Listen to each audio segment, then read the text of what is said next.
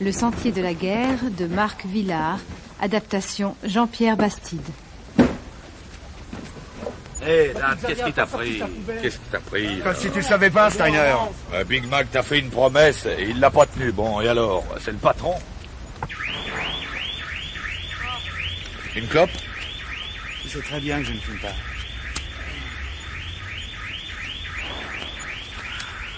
Eh, parle-moi plutôt de ton bouquin à toi, il avance? Ah, c'est vrai que tu as été très occupé, mais si Coster avait mis autant de temps que toi à massacrer ces Indiens... Tu vois ce qu'il y a dans cette enveloppe? Tu as des yeux, regarde. Qu'est-ce que c'est? Tes épreuves. Mais à quoi tu joues, vieux crocodile? Écoute, Dan, il faut pas te fâcher. C'est pas la faute à Big Mac si cette fille... Ouais, tu as raison, Steiner, c'est la faute de personne. Et personne n'y peut rien. Allez, viens.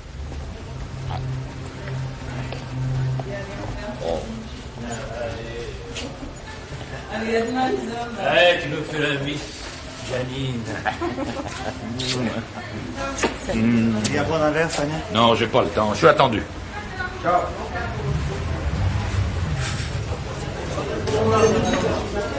Café, monsieur Dan? Et avec beaucoup de rhum autour. Toujours de bonne humeur, hein, Janine? Ça fait Dan.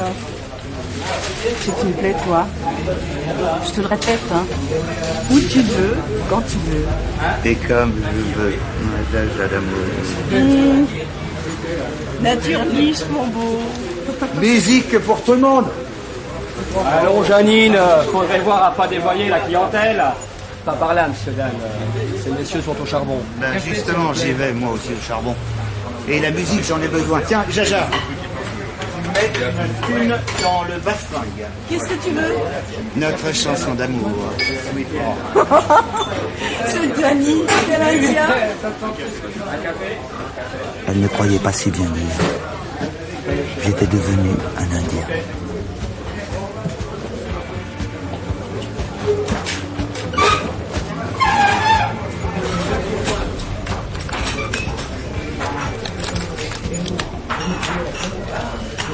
J'y vais. De combien? 1000. Je file. Tiens, passe-moi la boule blanche. Tu n'as pas à franchir à propos de Jackie? T'as rien à dire. Tiens, salut, Dan. Ouais. Il s'est fait ganter par les condés, il s'est mis à table comme une gonzesse. À toi, Pierrot. Je passe. Elles se mettent pas toutes à table. Il y a intérêt.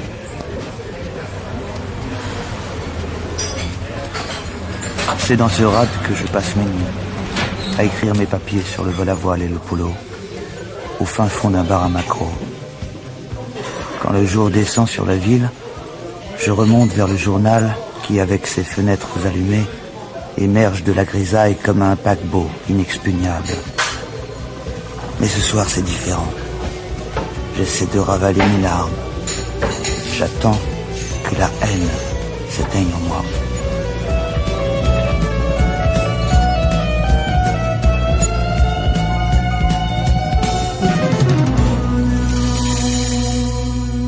Tout a commencé dans la salle de rédaction. Здравствуйте, Zbig. Monsieur Rochat, 1. Je suis pas d'origine russe, mais polonaise. 2. Je cause aucune langue forestière. Et 3. Est-ce que ça vous écorcherait la gueule de m'appeler Big Mac comme tout le monde? Et maintenant, dis-moi, est-ce que t'es occupé? Je fais les morts de la route du dernier week-end, oui. Super papier, pas moins de 5 feuillets et les photos que j'ai dégotées. Non. C'est pas un scoop, l'automassacre hebdomadaire. 2 colonnes en 3e page, c'est déjà bien beau. Les scoops. Aujourd'hui, il y a tellement de scoops. Ça veut plus rien dire. Nos lecteurs veulent du quotidien, des choses où ils se reconnaissent, des choses qui les concernent. Moi, ce qui me concerne, Rochat, c'est mon tirage. Et mon tirage, je le fais avec des scoops. Laissez-moi juger ce que veulent mes lecteurs. Et j'ai besoin d'un gus pour couvrir l'incendie du foyer de la rue Poissonnière. Stéphane est déjà sur le coup pour les photos. Je prends. Non, pas toi, Moscou. Tu serais capable de me sortir un brûlot. C'est l'occasion que jamais. Le gauchisme, il y a longtemps que ça fait plus vendre. Qui parle de gauchisme? L'anarchisme s'est passé de mode. Et les braves Français qui ont fichu le feu au clapier à Bougnoul, eux aussi, ils sont passés de mode? Les schlichtons râlent s'y trompent pas. You got it? Maigret, tu me les prends, les couilles? À vos ordres, chef. Alors que tout le monde pianote sur des machines à traitement de texte, je m'entête à labourer sur ma vieille Underwood, à cause du mythe, bien sûr. je me suis organisé mon coin à moi, une enclave miséreuse à l'ouest des vestiaires. Mon bureau gris métallisé y ferme un réduit imprenable de 4 mètres carrés. Punaisés sur le mur, 3 guerriers Cheyennes photographiés par Curtis qui bravent la fuite du temps.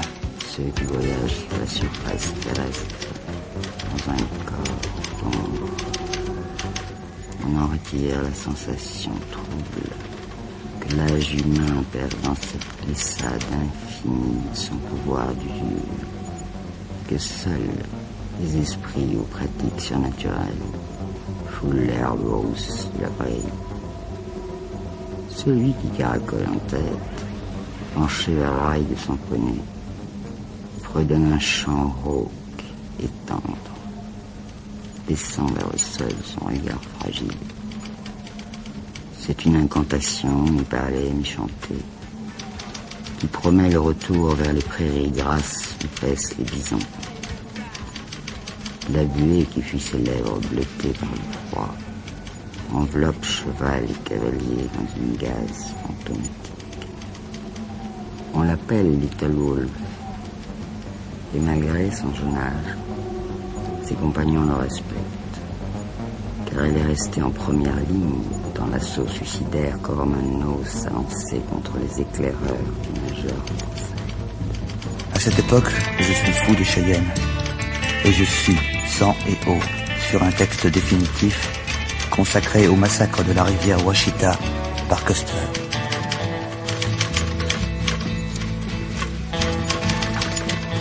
Dan, j'ai un truc pour toi, la chance de ta vie. Tu passes ou tu crèves.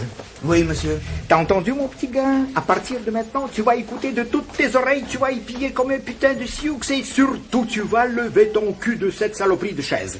Allez, en piste. Il y a une prise d'otage dans un prise unique. Voilà l'adresse. Et file.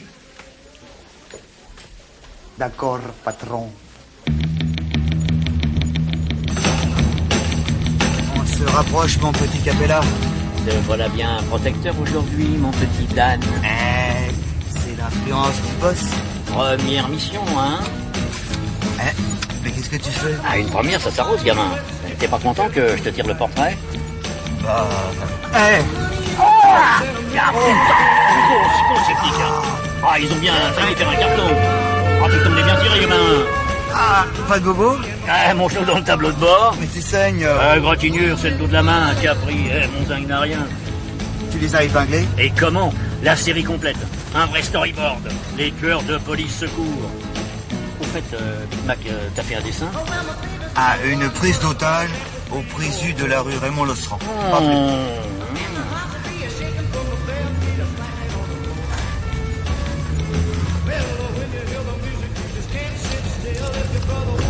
Et tu notes à chaque fois? Chaque fois. Même quand tu n'as pas le temps. Dans le temps, on le couvre. Bandana, puis on shoot. Alors faut noter, sinon après on est paumé. Voilà. Bon, je t'éclaire. Voilà, on m'a téléphoné un tuyau avant qu'on parte. Il s'agit d'une bonne femme qui a braqué des caisses à la Kalash.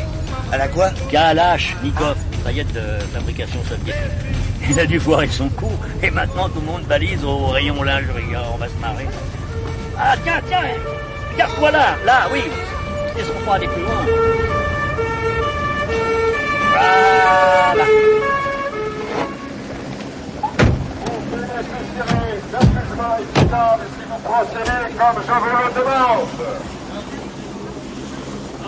Circulez. C'est pas un spectacle pour les enfants, madame. Il n'y a rien à voir, allez, circulez. C'est le branle-bas de combat. Des barrières métalliques contiennent une centaine de badauds sous la garde de policiers en tenue. Oh, Capella, attends-moi, bon Dieu. Stop. On ne passe pas, monsieur. Presse, je rejoins mon camarade, tenez, voilà ma carte. D'accord. Mais en aucun cas, vous ne franchissez les barrières. Promis, monsieur l'inspecteur. Vous avez 10 minutes pour vous rendre avec vos otages sains et saufs. Vous bénéficierez d'un jugement équitable si vous procédez comme je vous le demande. Des politesses maintenant. Avec ces gars-là, on ne devrait pas discuter. Balle dans la tête, boum, direct. Capella! Te voilà. Mon Dieu, cette fille n'a pas prononcé un mot ni demandé qui que ce soit depuis que les flics sont arrivés. Et comment est-elle physiquement, je veux dire? Le genre Goldorak, mais en plus sobre. Quoi? Elle porte un masque. Tu vas la voir sortir avec son rayon de la mort et nous filer sous le nez dans son vaisseau spatial. Il n'y a pas de rayon de la mort dans le Goldorak. Attention, la porte s'ouvre. J'aperçois de l'autre côté de la vitre une blouse en nylon bleu. Puis une petite vendeuse blonde au visage piqueté de taches de rousseur sort en courant. Elle tend au commissaire un bout de papier. Vous êtes encore là, vous? Ah, il faut bien vivre. La fille propose de laisser son arme à l'intérieur et de sortir seule. Son écriture n'est pas très lisible. Elle se rend alors? Oui, encore une cinglée qui se déballonne. J'ai pensé à Big Mac.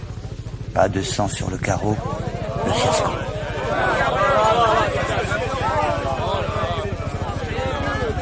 Son visage arborait l'effigie grimaçante du robot nippon. Tout habillé de noir, grande, les jambes minces, la poitrine haut perchée. J'espère que personne Elle n'est blessé à avance, l'intérieur. les mains sur la tête. Alors, tu réponds, Un salope. tireur d'élite se faufile dans son dos, lui plaque sur la nuque le canon d'un énorme revolver. Les officiels convergent en une bousculade grotesque. Les guerriers la palpent sous toutes les coutures, lui arrachent son masque. Elle se contente de fixer, sans le voir, la face congestionnée du commissaire. Et tandis que le flic la secoue, elle porte la main à sa belle bouche boudeuse en agitant lentement la tête de gauche à droite. Elle répète le signe. Les guerriers en restent ébahis. Qu'elle soit muette ne peut, moi, m'étonner. Dans ses yeux qui s'aimantent aux miens, je lis tout ce que je sais déjà depuis que j'ai vu ce qu'il y a sous le masque quand j'ai découvert sur son visage régulier des peintures de guerre. Dis petit, tu me prêtes ton Polaroid? Il est à moi. Je sais bien qu'il est à toi. Tu me laisses prendre une photo, je te donne, allez, tiens, 20 francs. Riez d'abord. Voilà. Vous m'avez donné 50 francs? Je prends 2 photos et tu gardes la monnaie.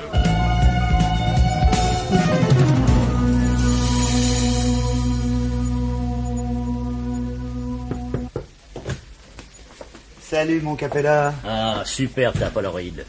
Tu sais, Dan, que t'as du talent? Comment t'as fait? J'ai emprunté l'appareil à un gamin, mon cher Capella. Ah non. Si. Et comment tu t'y es pris? La fille, elle est montée dans le car. J'étais à 1 mètre de la porte, entre les épaules de 2 flics en civil. J'ai levé le poing pour attirer son attention. Habile. Oh non, je fais tout cela involontairement. Ah, ça a dû lui rappeler un bon souvenir ou Dieu sait quoi. Regarde son sourire. Pile au moment où tu as pressé le déclencheur. Dépourvu d'illusion, contraint, mais en même temps un vrai sourire à celui qui la photographie. T'en es conscient? Et tu ne remarques rien d'autre? Ah, c'est déjà beaucoup. Capella est un bon pro, mais il est comme les autres. Il n'y a pas pris garde. À croire que personne, vraiment personne, n'a remarqué les peintures indiennes qui lui bariolaient le visage. Oui? Ah, c'est toi, mon petit Dan. Regardez cette photo, Big Mac. Je la vois, hein? Non, vous ne voyez rien du tout. Cette femme-là est sur le sentier de la guerre. Alors, une barge modèle courant. Dès comme ça, il nous en arrive des dizaines par semaine. Et 2 colonnes en page 3, je peux pas faire mieux. J'ai une piste, Big Mac. Bravo, tu perds pas de temps. Alors vous me laissez foncer? Pas trop longtemps, hein? J'ai un grand projet pour toi. Vite. Plus tard. J'espère que ton tuyau n'est pas crevé. Attends. Allô? Qui t'es Bon, pas? j'y vais. Alors? Oui, t'emballes pas. Et si dans 3 jours t'as rien trouvé, retour à la rubrique de la ménagère. You got it? Maintenant, laisse-moi et referme la porte. Allô?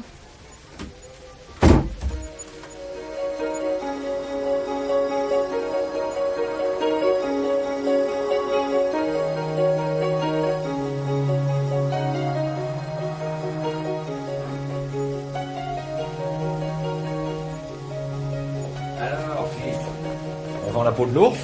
Comment ça? Ça t'apprendra à laisser les portes ouvertes. Ton histoire de piste, c'était du pipeau. Il a marché, non? Oh, erreur. Il t'a laissé ta chance. Et pourquoi? Oh, pas par montée d'âme. Il a besoin de toi. Tu veux une clope? Non, merci. Il a dit qu'il avait un grand projet pour moi. Ah, tu vois. Maintenant, pour la piste, je peux te donner un coup de main. J'ai encore des amis à la préfecture. Oh, non. Parce que non. Tu vas pas croire. Je m'entraînais seulement avec eux. Boxe française, karaté, aikido. Bon. C'est pas la mer à boire. Non. La fille est légèrement fêlée. Sa calache, c'était du plastique, mais bien imité.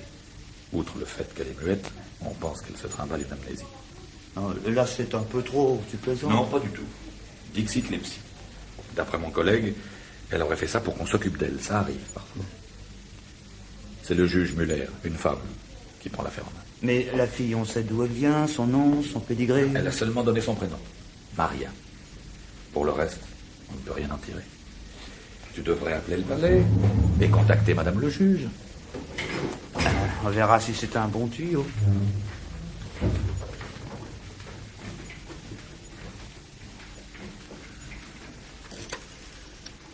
Bien.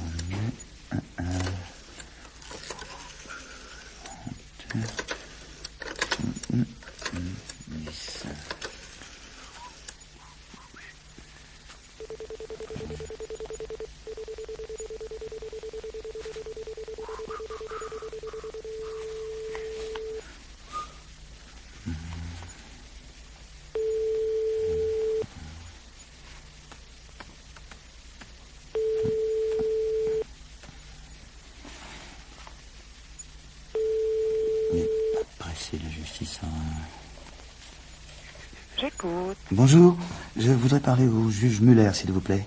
Elle prend pas de communication. Non, dites-lui que c'est Daniel Mallory, de Flash Journal. C'est pour lui faire de la pub. À votre place, je m'en vanterai pas. Voilà.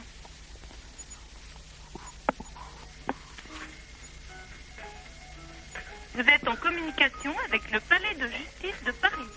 Veuillez patienter quelques instants. Nous recherchons votre correspondant. Moi, j'ai pas de problème de ça. Hein.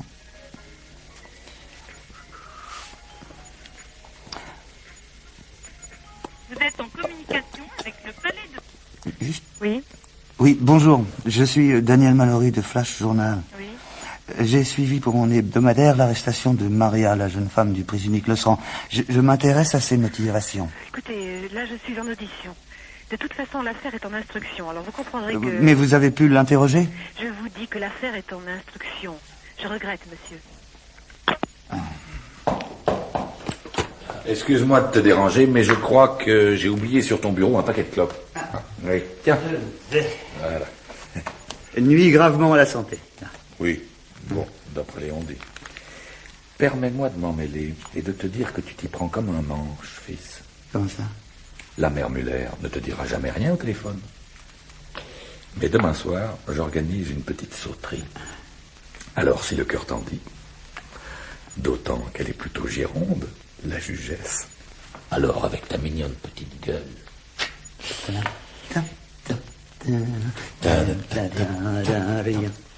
Ciao. Tout va bien, vous avez dit qu'il vous faut bon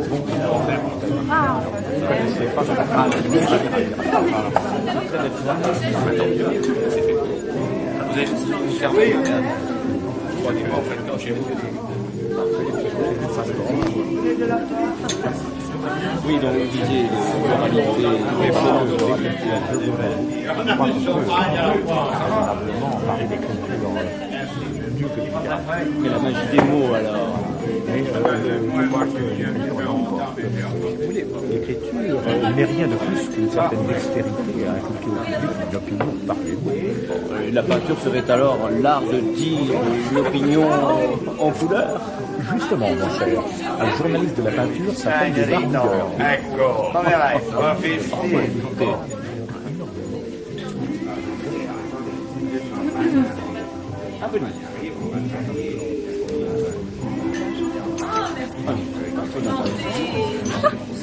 Alors, vous aussi, vous souffrez sous Martinovitz? Monsieur Big Mac? Steiner, là-bas, je peux comprendre, il est maso. Mais vous, jeune homme, vous croyez que vous avez le moindre avenir dans un journal aussi nul? Merci. Pour ne pas dire aussi pourri. Ouais. Non, je n'ai pas beaucoup d'ambition. Et le journal me permet d'avoir la sécurité matérielle dont j'ai besoin. Ah, Vous écrivez? Comment l'avez-vous deviné? Oh, vous n'avez pas la tête d'un peintre. Ni vous, celle d'un juge, madame. Ah oui, comment dois-je le prendre? Ah Vous souriez? Je suis pas fait compliment. Ce n'est pas ici. Et on commande.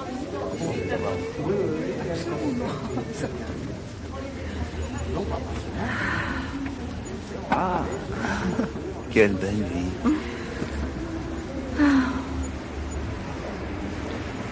Je me suis trompée. Finalement, vous auriez bien pu avoir la tête d'un peintre. Ouais, j'aime la peinture. Surtout les visages. Je veux dire, certains visages, quand on les peint. Les vôtres, par exemple. Vous êtes tout pardonné. Maria vous a-t-elle dit pourquoi elle s'était fait des peintures de guerre sur le visage? Maria? Oui.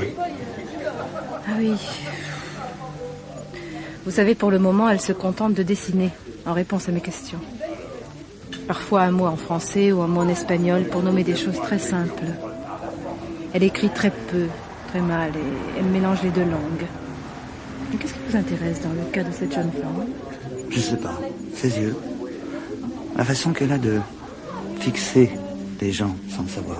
Oui, c'est vrai. C'est étrange, n'est-ce pas? Elle a sûrement des raisons valables pour afficher une telle attitude. J'aimerais savoir contre qui elle est en guerre. Seul son passé pourrait l'expliquer. J'aimerais retrouver la famille si elle existe. Comment allez-vous procéder? Par des avis de recherche dans les journaux. Et bien sûr une demande de renseignement adressée à tous les commissariats et casernes de gendarmerie. Est-ce que je pourrais vous contacter pour savoir si vous progressez? Mais quand vous voudrez. Ce n'est pas confidentiel. Vous avez l'intention d'écrire quelque chose à son sujet? Oui. Enfin, si on me laisse faire. Mais j'ai envie de savoir, surtout. Bon, alors appelez-moi dans une semaine, le temps que les annonces soient publiées. Vous trouvez pas qu'il commence à faire frais maintenant? Vos mains sont gelées. Rentrons.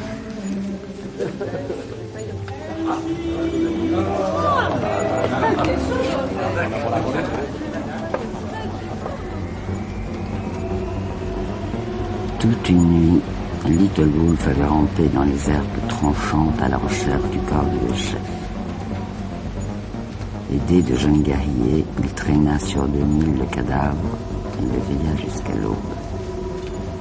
Roman Nose était passé de vie à trépas quand le soleil avait troué de ses premiers rayons le ciel plombé de l'Arkansas. Pour Little Wolf, le combat avait perdu toute saveur dans la confrontation de son insensée jeunesse avec la réalité douloureuse d'un corps de géant cité par la mort. Il avait joué quelques jours durant, et le jeune Cheyenne avec lui, au jeu dangereux du chat et de la souris, contraignant les éclaireurs à dévorer la viande pourrissante de leurs chevaux morts pour subsister. Quand 8 jours plus tard, les soldats vinrent libérer les hommes de Forsyth, Little Wolf siffla son cheval, quitta l'île sans se retourner. La majorité des Cheyennes l'accompagnaient, et la troupe se prit au jeu de l'errance, suivie comme son ombre par la clarté jouissante des derniers jours de l'automne.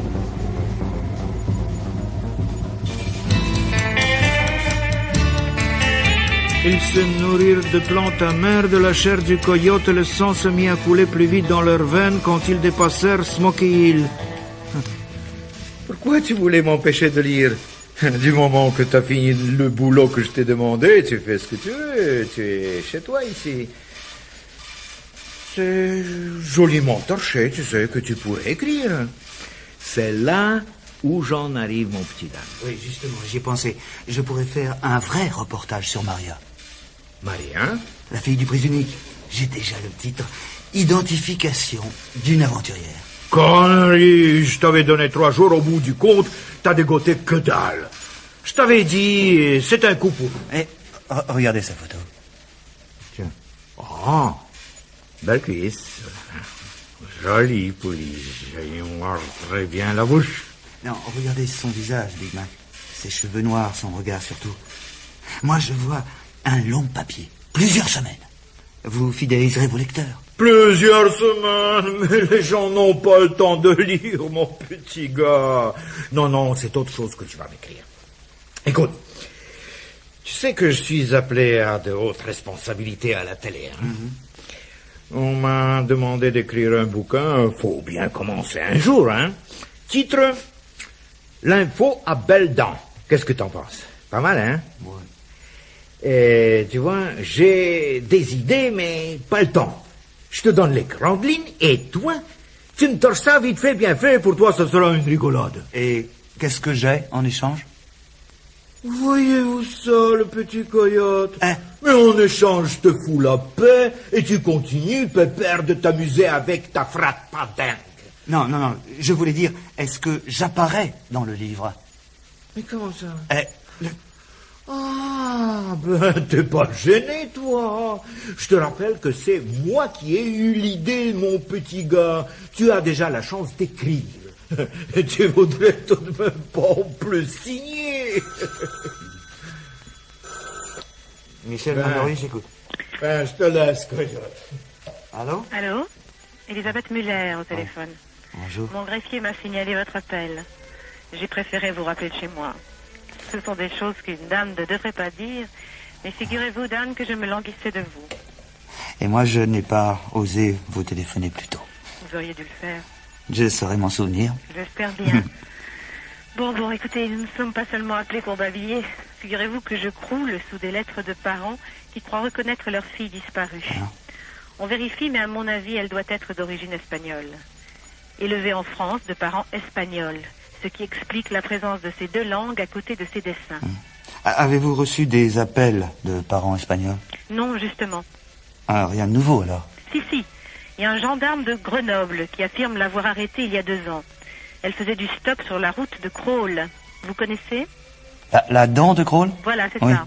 Elle paraissait égarée, les vêtements étaient déchirés.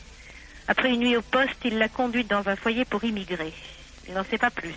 Et après? Rien, je vous dis. On pourrait peut-être retrouver ce foyer.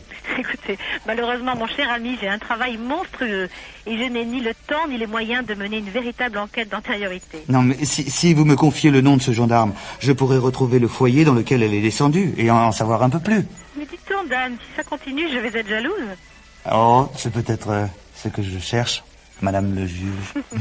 Je vous vois venir, mon ami. Alors? Bon, alors... Voilà. Lantier. Il s'appelle Lantier, le brigadier Lantier. Hein. Ok. Vous le trouverez à Grenoble, donc. Je vous donne son téléphone à une condition. Vous l'acceptez? Quelle condition? Non, vous l'acceptez d'avance. D'accord, j'accepte. Je vous la donne à condition que vous veniez chez moi me faire un compte-rendu de vos recherches. C'est d'accord, Elisabeth. Je compte sur vous, hein. Au revoir. Au revoir.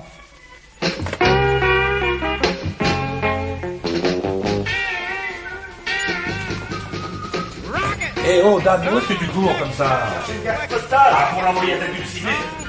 Attends-moi, c'est l'heure d'aller s'enfuir.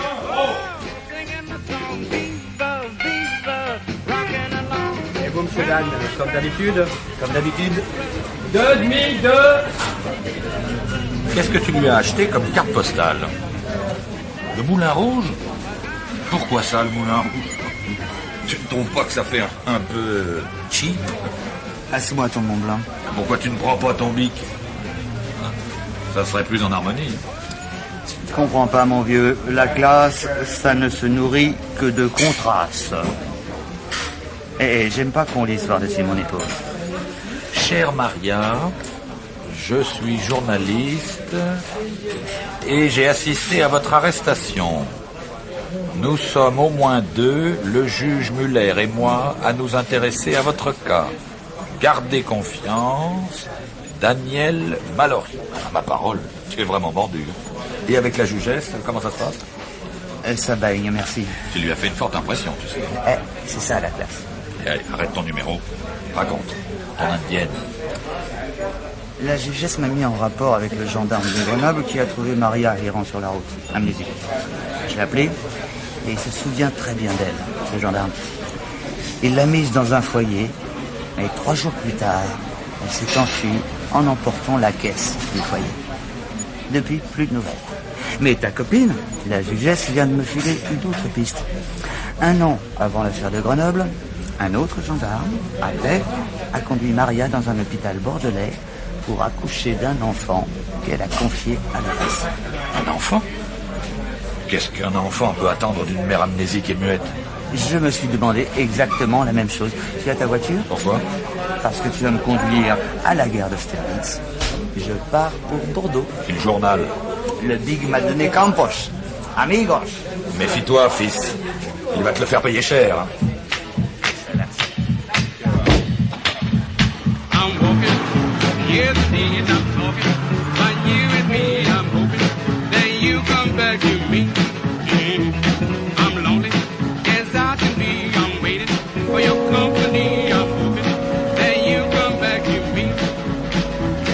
Cela fait 4 jours que je suis appelé.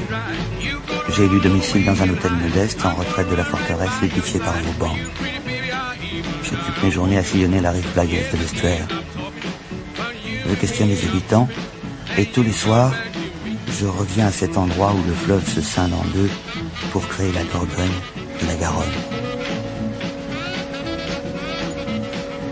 J'ai repéré cette cabine téléphonique incongrument plantée sur les bords de la Gironde. Je n'ai pas grand-chose à raconter. Mais Maria a vécu ici. Aimée peut-être. Il m'a semblé plus facile d'appeler Big Mac de cet endroit. Allô? Bonjour, je voudrais parler à monsieur Martinovix, s'il vous plaît. Ne quittez pas, s'il vous plaît. Attendez, laissez-le-moi, Lucette. Allô, Dan? Fils, c'est toi? C'est Oui. moi, Steiner. Salut, Steiner. Le Big est dans un état, hein. Tu vas te faire remonter les bretelles, quelque chose de soigné, fils. T'as de la chance qu'il ne soit pas là, hein. Il t'ordonnerait de rappliquer illico. En attendant, raconte. Je serai ton fidèle messager. Écoute, j'ai passé la photo de Maria dans le sud-ouest, Oui. en laissant les coordonnées de mon hôtel. Oui. Résultat, j'ai reçu une autre photo par la poste. Envoi anonyme. Je l'ai montrée à mon gendarme. Celui de Grenoble? Non, celui de Blais. Une photo couleur. On voit Maria, un panier à la main, penchée sur un massif de fleurs. Oui. Un homme se tient derrière elle, le visage masqué par l'ombre d'un arbre exotique. Et derrière eux, on distingue une maison de maître en pierre grise avec des fenêtres voûtées, une grande verrière qui ferme l'étage. Oh, c'est tout? Non, Maria a l'air d'être enceinte. Mais pas de légende autour de la photo? Non, y a rien. Il faut la retrouver, cette maison. Est-ce que tu as montré l'image à ton gendarme préféré? Mon gendarme préféré, ça ne lui disait rien. Alors il m'a adressé à une mère fort, une vieille folle qui vend des chevrettes. Des quoi? Non, qui vend des crevettes, des petites crevettes de l'estuaire, tu sais, elle fait aussi de la friture. Bref, il paraît qu'elle connaît tout le monde entre Blais et Vaud. Bon, et alors? Elle a reconnu la baraque. D'après elle, cette maison est située dans l'île verte. Oui. Elle appartient à un peintre, à un certain Forest. Et le gendarme a confirmé. Et qu'est-ce que tu attends pour y aller? Qu'un pêcheur veuille me faire traverser, c'est le deuxième lapin qu'on me pose. Il paraît que le Forest, c'est un vrai saint. Ça nous changera pas. Ciao.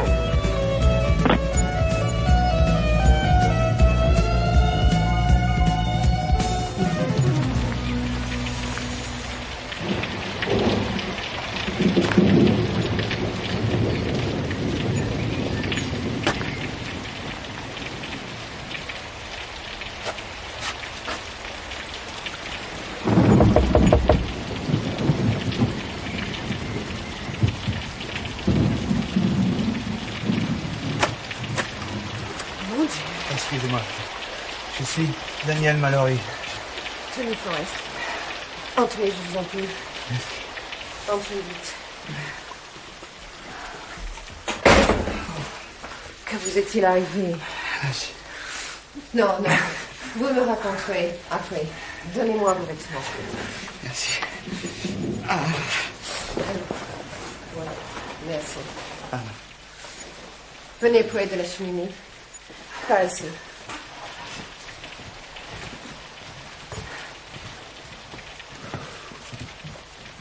Vous n'êtes quand même pas le collectionneur de Saint-André? Oh non, moi je ne collectionne que les emmerdements. Je venais rendre visite à votre mari et j'ai fait l'erreur de traverser en barque. Le mois de juin est pourri cette année. J'ai été obligée de rallumer la cheminée. Je peux m'asseoir, s'il vous plaît. Je vous en prie. Merci. Vous souhaitez voir les peintures de Bob? Non, pas vraiment. Je souhaite lui montrer cette photo. Vous reconnaissez cette jeune fille? Je vais prévenir mon mari. Bob? Bob, on te demande?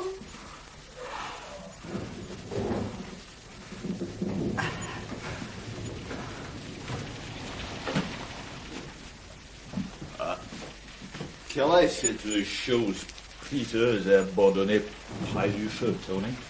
Un visiteur, Bob. Il veut te montrer une photo.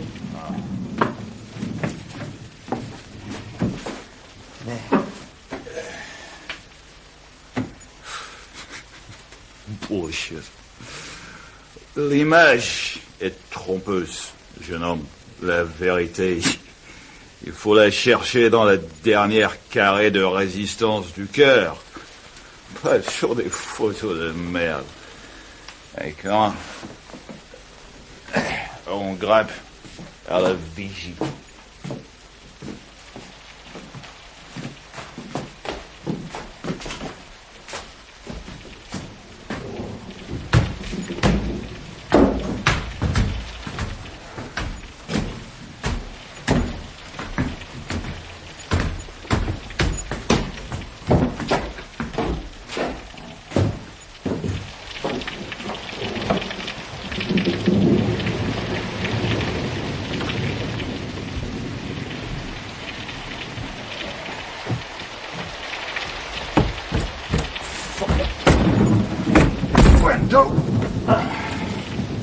C'est un poussin de nez à courant d'air, cette verrière. Yes, sir. Dans l'atelier, quelques meubles de bois sombre supportent un effrayant bazar, dominé par différents pots de peinture rouge. La plupart des tableaux sont retournés contre le mur, mais ceux qui me font face représentent le même paysage maritime, chacun maculé d'une flaque rouge dégoulinante. Si t'as soif, tu te sers. Merci. Dis donc, t'es venu à la nage, fils. Presque, oui. Ma barque s'est retournée.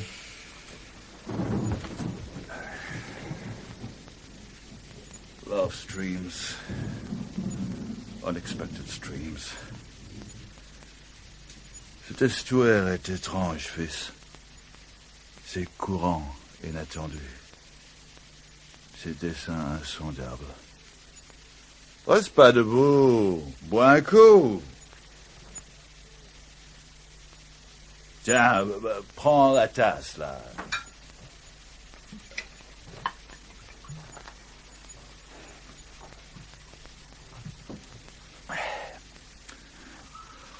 Or, dis-moi, qu'est-ce que c'est, ces histoires de photos?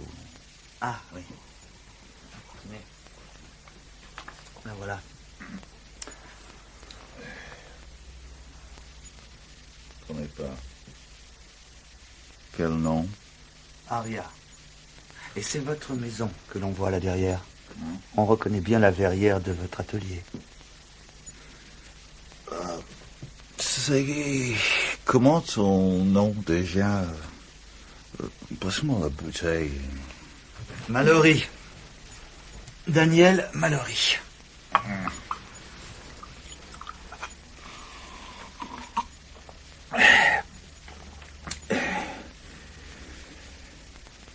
Qu'est-ce que tu lui veux à cette Maria, Mallory?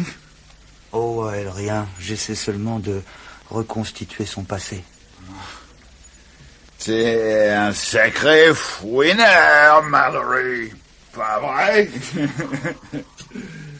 C'est quoi ton truc? Patauger dans la misère humaine, hein? C'est ça ton truc? Hein? Isn't it so, you asshole? Alors, vous ne voulez pas répondre à mes questions, c'est ça? Hey, son. Tu compliques pas tout. Bois un coup, ok? Ça fait passer les Maria, leurs fesses arrogantes, leur déprime à 5 heures du matin. Ils arrivent avec leur merde. Après, tu les entends respirer à côté de toi. Tu écoutes leur putain de respiration en regardant le fucking spider. Comment tu dis ça? L'araignée. Et tu regardes le foutu araignée qui marche sur le mur d'en face. Tu te dis que peut-être Maria, elle dort pas. Elle fait semblant. Alors le foutu araignée descend du mur et... Fucking bitch, ça suffit comme ça.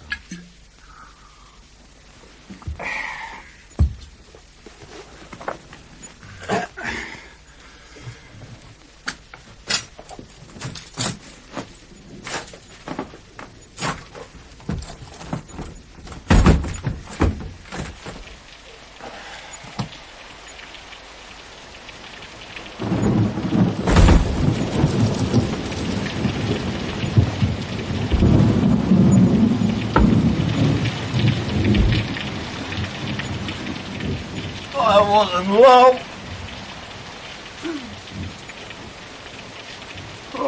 Maria. Tu comprends, oui? Oh Dieu, oui.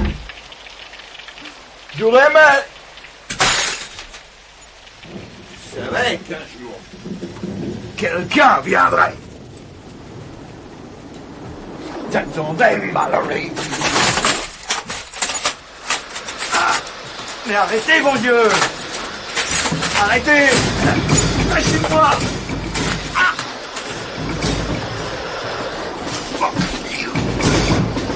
I'm gonna kill you, you asshole. Je ne voulais pas le sommer, seulement le calmer, mais ses coups sont vicieux. Il veut faire mal. J'ai fini par le cueillir au menton d'un crochet hargné, et il s'est écroulé sans connaissance. Aidez-moi à le traîner jusqu'au divan.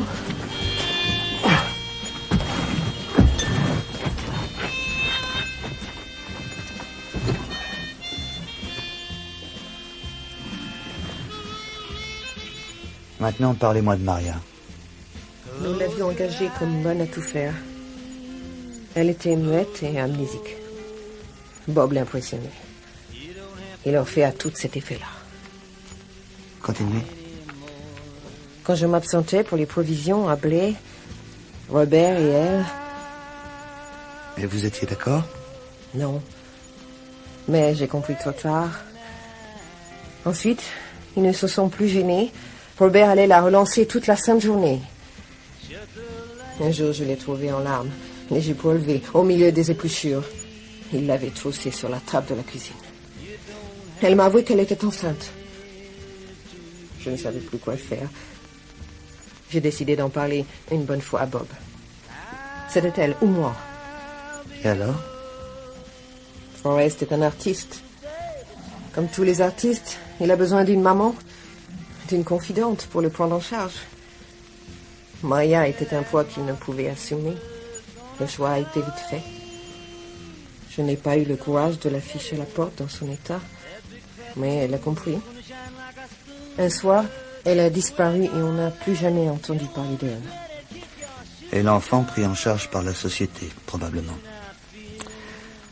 Vous pourriez peut-être m'en dire plus sur Maria, sur son passé? Tout ce que je peux vous dire, c'est qu'elle venait d'Arles. Maria Vaqueros. Maria Vaqueros. C'est à ce nom-là qu'elle recevait du courrier. Du courrier de qui? Vous ne savez pas? Non. Que voulez-vous faire? Vous n'allez pas vous en aller. Vous allez dormir ici. Je n'ai guère le choix.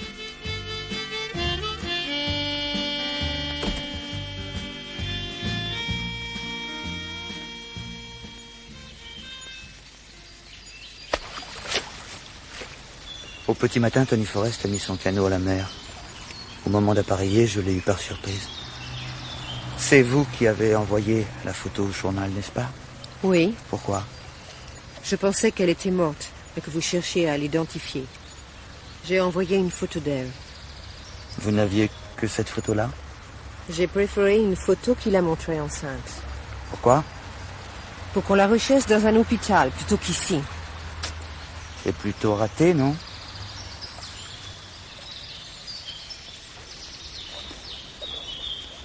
Serrant les lèvres, elle m'a tourné le dos. Nos adieux dans le port de Blaye seront rapidement expédiés. La haine s'était confortée entre nous. Nous nourrissions chacun un secret espoir. Oublier l'autre le plus rapidement possible.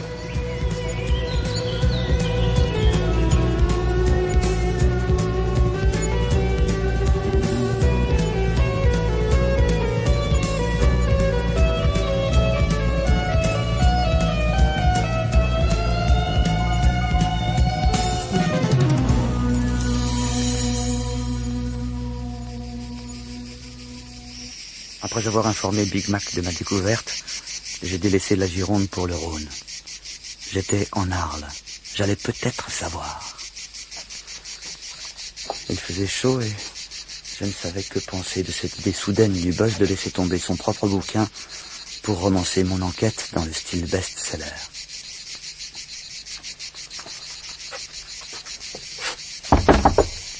Monsieur Vaqueros ?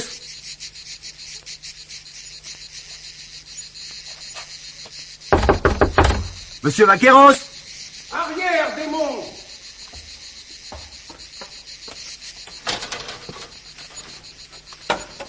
Vous voulez quelque chose, monsieur? Ne lui parle pas! La pourriture monte jusqu'à nous, Rosa.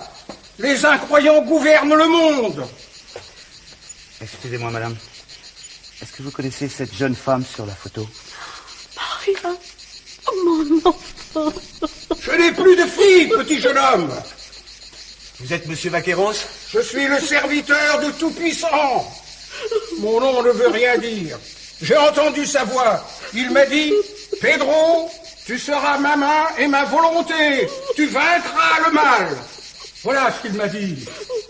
Bien sûr, mais votre fille, monsieur. Ma fille! Nous sommes tous les fils de Dieu. C'est lui qui parle par ma bouche. Maria a piétiné l'image du Seigneur.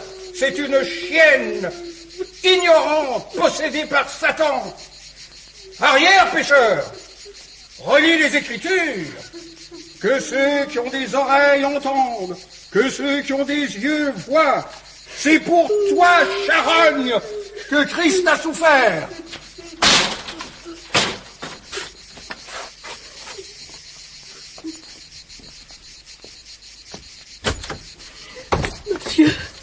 Monsieur, oui. Il faut lui pardonner. Il souffre tellement. Il est malade? Condamné. Depuis le départ de Maria et la mort d'Antonio, il a perdu la vue et depuis toute sa tête. Qui est Antonio? Mon fils. Un accident de moto. Est-ce que je pourrais revenir un autre jour? Ça ne changera rien. Qu'est-ce que vous lui vouliez au juste? Voilà, je suis journaliste et j'essaie de reconstituer le passé de votre fille. Elle est amnésique et pour qu'elle puisse vivre normalement, on doit essayer de comprendre ce qui lui est arrivé. Mon Dieu, la pauvre petite. Je me souviens à peine de son visage. Tout s'efface petit à petit. Quand vous a-t-elle quitté, Madame Vaqueros? C'était il y a 4 ans. Papa venait d'avoir la révélation de sa mission terrestre, comme il dit. Elle n'a pas pu supporter ça. Elle est malade, alors. Vous savez, c'est douloureux de vivre sans souvenir. C'est peut-être mieux pour elle. Elle n'aurait pas grand-chose de gai à se rappeler. Oh. Madame Vaqueros, s'il vous plaît, pourriez-vous me fournir un renseignement qui m'aiderait à retrouver son itinéraire après son départ? Comment est-elle? Oh, je l'ai seulement aperçue. Elle était bien, très belle. Pourquoi vous faites ça? Vous êtes son amoureux. Vous aussi, vous voulez... Parce que elle avait un amoureux. Elle fréquentait un mauvais type. Vous connaissez son nom? Papa n'a pas voulu le connaître. Mais vous? Oh, moi. Oh, Maria. Ma petite. Madame Vaqueros, Je ne sais pas pourquoi je fais ça. Honnêtement, je ne sais pas. Mais je dois le faire, j'en suis sûr. Reviens! Je les appelle! Catin entre les catins! Entre, Rosa! Le malin rôde autour de nous. Je sens sa présence. Belzébuth vous détruira tous! Madame. Oui. Vous connaissez le nom? Franco Genovese. Au revoir, monsieur. Je prierai pour vous. Merci, madame.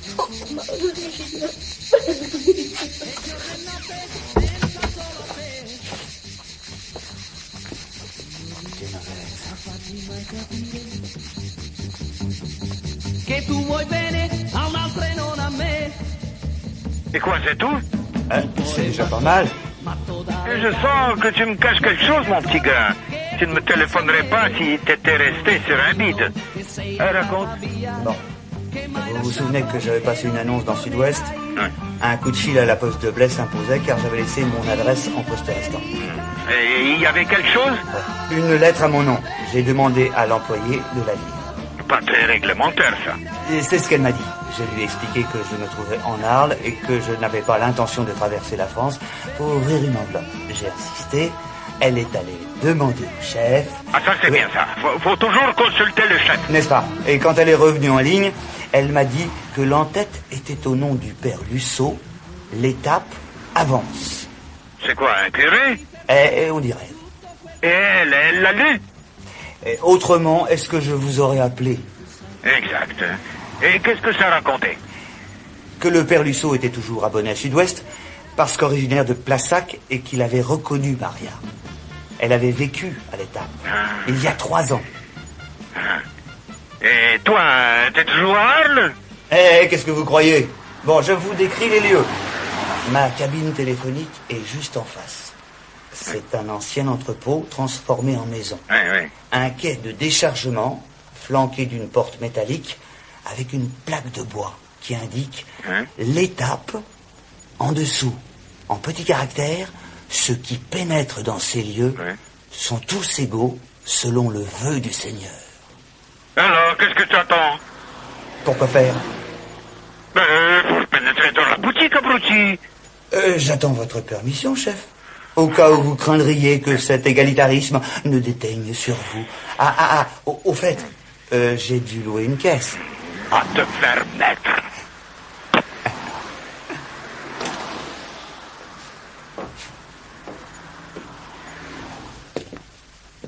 Pardon, le père Lusso est ici. Là derrière. Merci.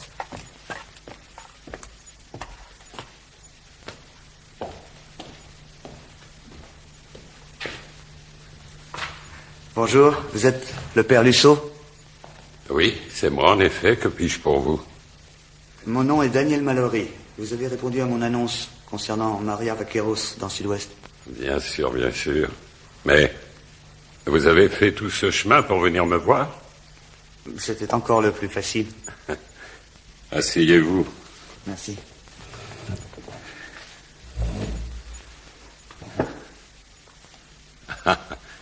Oui, vous trouvez que cet endroit ne paie pas de mine? Une table branlante, un vieux crucifix, un lit de camp.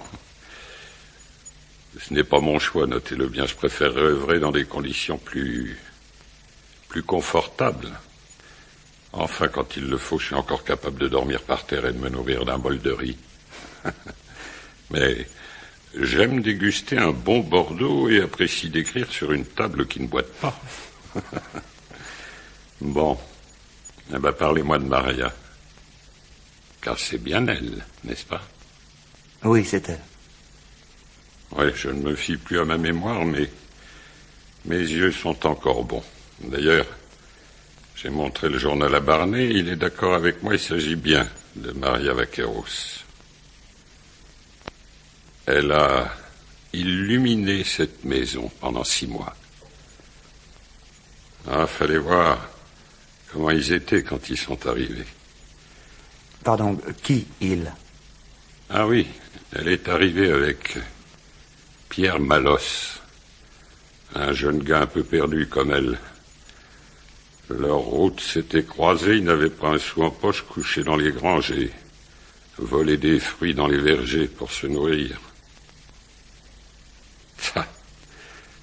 Ah, quand on imagine la misère, on voit toujours des vieux, mais je connais tellement de jeunes qui crèvent de faim.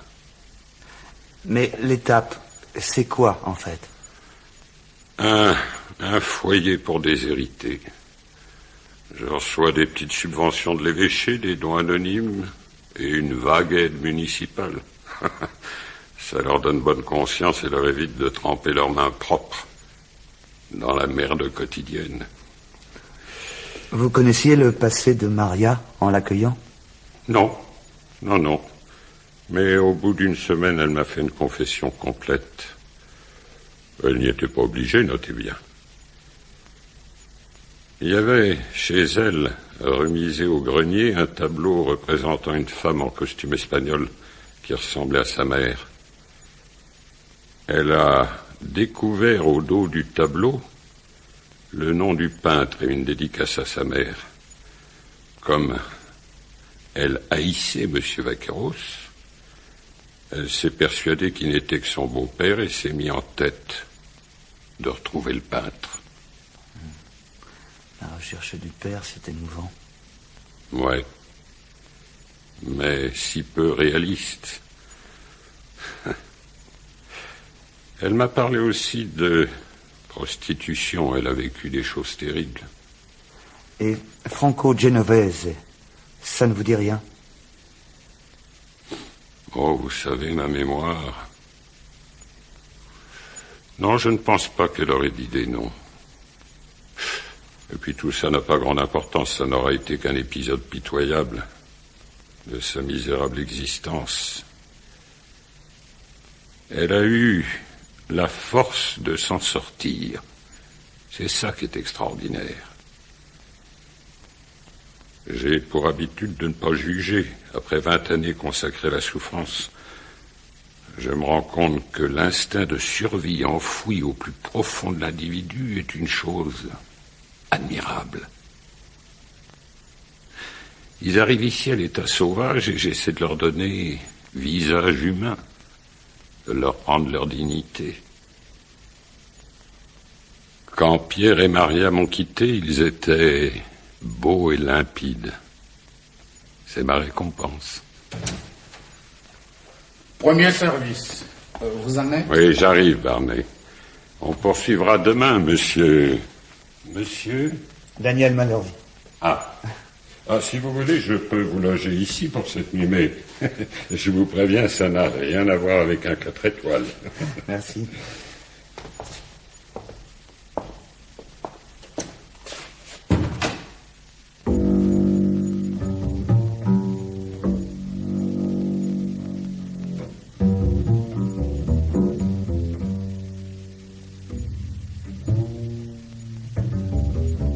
Heures du matin. Les pensionnaires du foyer arpentent les rues de la ville à la recherche d'un job hypothétique. L'espace déserté évoque un théâtre en mal de représentation. Le rideau de fer à demi levé laisse pénétrer dans le hangar la lumière assourdissante de l'été. Coincé entre deux pyramides de cajou, Barney fait courir ses doigts véloces sur la contrebasse. Mingus, tu connais? Oh, j'en ai entendu parler, mais c'est pas mon truc. Quand j'étais gosse, il y avait un gars à l'étage en dessous qui jouait du saxo et mes vieux passaient leur temps à taper sur le plancher. Écoute, Benefond d'or, moins qu'un chien, sa biographie. Ça date de 71. Mingus était profondément atteint par la mort d'Eric Dorphy. Vidé par les difficultés sociales, morales et personnelles. Et tu vois, on nous traite comme des chiens, mon vieux. Même la contrebasse, ça les tue.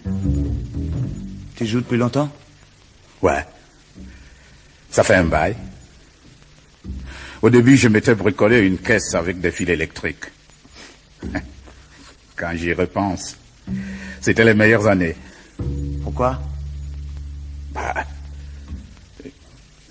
C'est devenu trop dur. Ils inventent de nouvelles structures musicales tous les 6 mois. Eh ben, si tu ne suis pas la mode, tu peux toujours courir pour trouver un engagement. Tu devrais bouger, Barnet. Je sais. J'ai l'Italie dans le collimateur. Il est sympa, ce curé, non? Oh, j'ai pas toujours eu un faible pour la soutane. Mais à présent, qu'ils sont tous en costard, plus moyen de les repérer. Et toi, qu'est-ce que tu fais ici?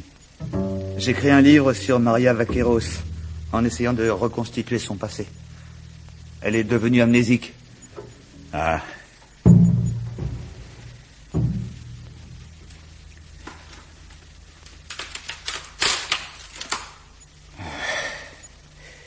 J'étais déjà là quand elle est partie. J'aurais pu la draguer malgré mon âge. Mais elle était avec Pierre et ils étaient si bien tous les deux. Si bien que... Ils travaillaient? Ah. Ils se coltinaient la cueillette de fruits, le nettoyage des piscines chicos, des conneries comme ça, quoi. Ils font tous la même chose. C'est la seule activité permise à ceux qui n'ont rien dans la région. Elle le disait assez haut d'ailleurs. Son expression favorite c'était « On ramasse la merde dans les chiottes du grand capital ». Elle disait? Évidemment, parler comme ça aujourd'hui, ça aussi c'est plus à la mode. Non, attends, elle disait. Tu veux dire, elle écrivait? Comment ça? Maria était muette. Je suppose qu'elle communiquait en écrivant. Muette? Bah. Ça va pas? Une mitrailleuse, c'était cette fille. Le débit meurtrier. Tout le monde au tapis. La vraie passionnariat. Oh, tu peux pas savoir la grande gueule que c'était, hein? Et Pierre, qu'est-ce qu'il est devenu? Alors, je viens seulement d'apprendre son existence. Non, il faudrait savoir ce qui s'est passé après l'étape. D'après les dates, c'est à ce moment-là que le choc a dû se produire. Tu dois continuer, camarade. Oui, je sais. Attends voir. Pierre connaissait quelqu'un dans une communauté du Midi. C'est là qu'il voulait vivre.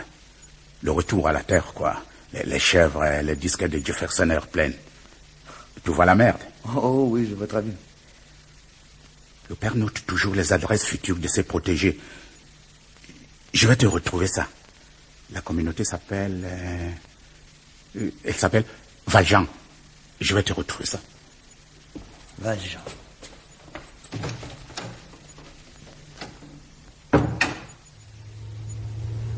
We take you now to the Municipal Airport at Memphis, Tennessee, where rock and roll singer Jerry Lee Lewis and his new bride have just arrived from a tour of the British Isles. Our on-the-spot announcer has just notified us that Mr. Lewis has consented to an interview. Come in, Edward R. Edward. This is Edward R. Edward at the Municipal Airport in Memphis, Tennessee. Mr. Lewis, I'd like to ask you this question. How do you feel about being back home? Valjean, c'est encore loin? Vous allez chez les fadas? Ah, quel malheur. Ben, si vous y tenez vraiment, vous prenez à droite, après le petit pont, le chemin qui monte dans les vignes. C'est toujours tout droit. Vous ne pouvez pas vous tromper, chapeau de nos pas Dieu. C'est loin? Ah, 2 ou 3 kilomètres. Merci.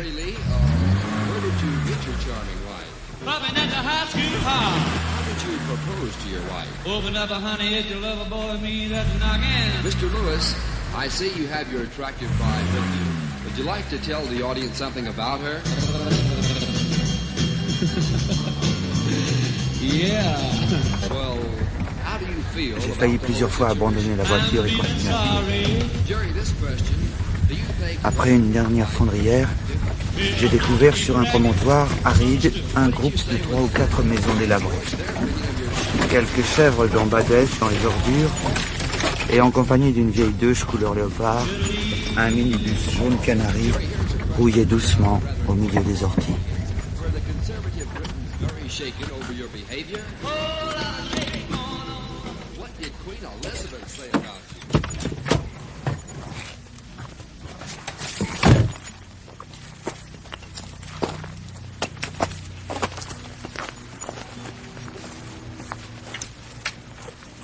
Bonjour. Je suis bien à Valjean. Ça se devine pas, non, avec toute cette merde qu'il y a autour. Je peux entrer, j'ai fait un long chemin pour vous trouver. Je pensais que les communautés, ça n'existait plus. Ah bah tu te trompes, on les a réinventées. Ah, pas vrai, Fifi? C'est ici? Parce que si c'est pas l'histoire dorée ailleurs. Non, je ne suis pas huissier. J'écris un livre sur une jeune femme qui a vécu dans votre communauté, Maria Vaqueros. Maria Vaqueros? Vous l'avez connue? Non, mais j'en ai entendu parler. La grande époque, le combat anti-atomique, Madrid, la fraction armée rouge, la promptitude, le début de la fin des communautés. Demandez à Monique. Le déclin des communautés. Il a commencé avec la réussite de l'union de la gauche. La prise de pouvoir des technocrates sur l'écologie. Le tout mis en spectacle par les foutus médias. Sans parler de l'album de Sex Pistols, hein, Monique? De la merde.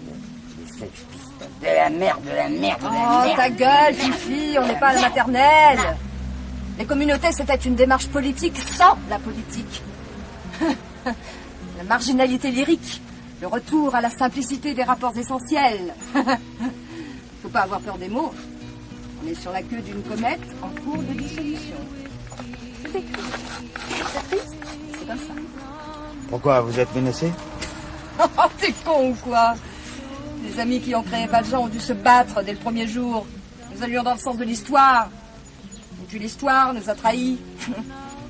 L'ennemi, plus que jamais, c'est la gauche, ses instituteurs, ses huissiers, ses gendarmes que le gouvernement bichonne, ouvrant la porte au mécontentement populaire et préparant l'avènement du nouveau fascisme. Vous ne gardez aucun contact avec les anciens de la communauté? Les chefs historiques, pour parler comme les ânes ou les salopes, les chefs historiques ont disparu. Les grandes gueules de passage ont été virées, et les autres, les ovnis, se sont dispersés au gré de leur fantaisie. Ni loi, ni entrave. Et aucun d'eux n'est resté dans la région? J'en sais rien, qui crève. On a assez d'emmerdements comme ça sans se creuser la tête pour ton foutu bouquin. Hein. Freddy! Quoi, Freddy? Freddy, garagiste de la Garnière. Il était là quand la Maria est partie. Le garagiste de la Cadière? T'entraves copique? T'es dit de la Cadière. Le garagiste de la Cadière, ça devrait pas poser de problème.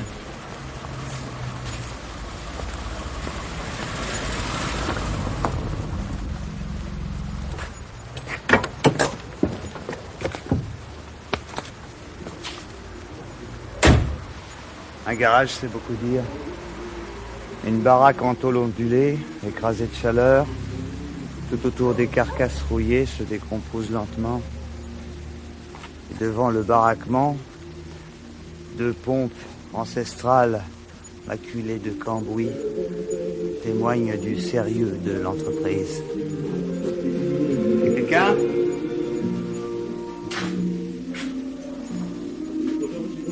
Y a quelqu'un? Ah, vous êtes Freddy Zimmer? Ouais. C'est moi le magicien du Carbu. Qu'est-ce qu'elle a votre caisse? Je suis Dan Mallory, ma caisse va très bien, non. C'est la communauté de Valjean qui m'envoie. Oh, cool, mec, cool. Attends que je me torche les mimines. On sera mieux à causer devant un flacon.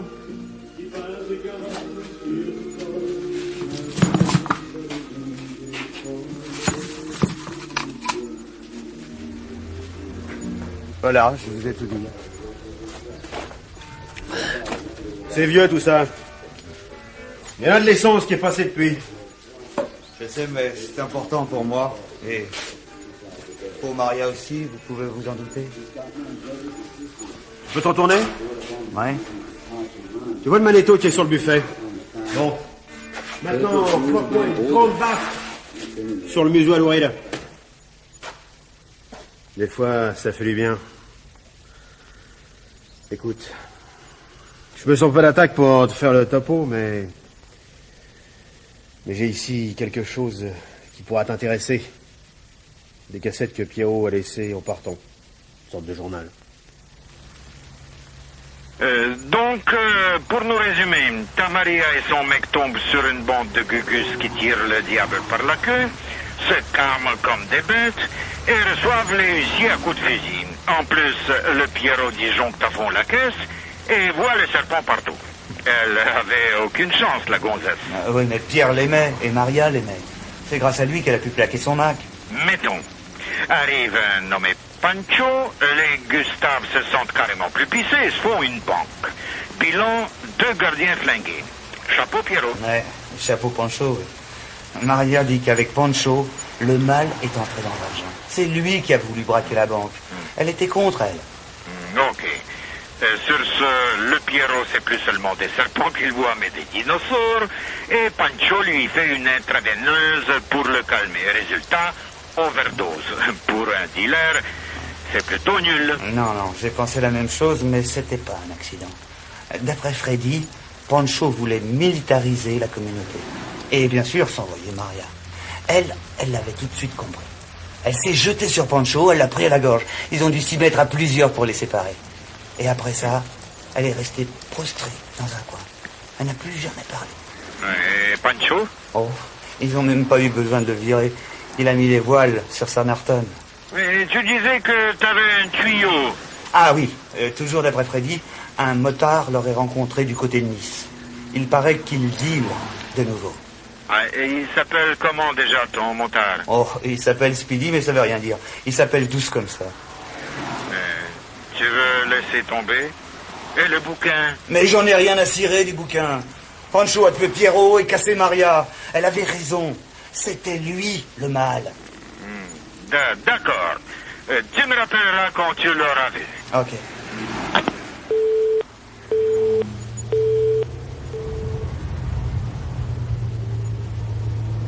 J'ai rendu ma voiture de location et Freddy m'a prêté une vieille 4L. Ça faisait partie de sa combine pourrie. Je l'entends encore. Sûr que je pourrais t'en procurer une de moto. Ça gazerait pas. C'est Gus. Peut-être des allumés, mais justement, leur parano, c'est les ronds vigilants. Non, Danny, crois-moi. Mieux passer pour ce que t'es. Le mec à la recherche de sa gonzesse. Avec ta mignonne petite gueule, une vieille caisse, ça assure mieux. Et voilà pourquoi, au volant de cette ruine, j'ai filé en direction d'Arles.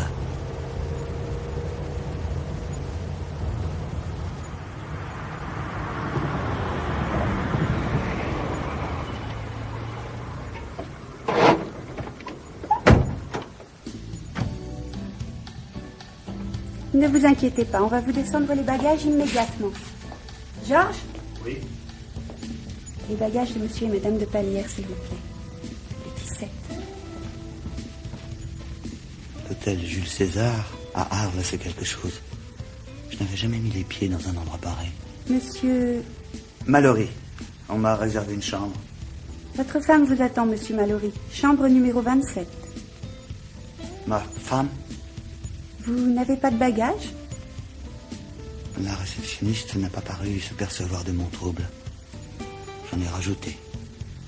Elle ne les a pas apportés? Elle a dit que vous le feriez. Suis-je bête? Ils sont dans le coffre de ma voiture. Vous voulez que... Non, merci. Plus tard, mademoiselle. Je m'en occuperai moi-même. J'ai raflé la clé sur le comptoir et j'ai foncé vers l'ascenseur.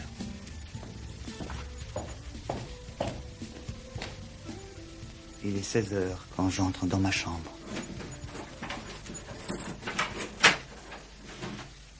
Deux grands raies de lumière où s'élèvent les volutes d'une fumée de cigarette filtrent à travers les volets fermés.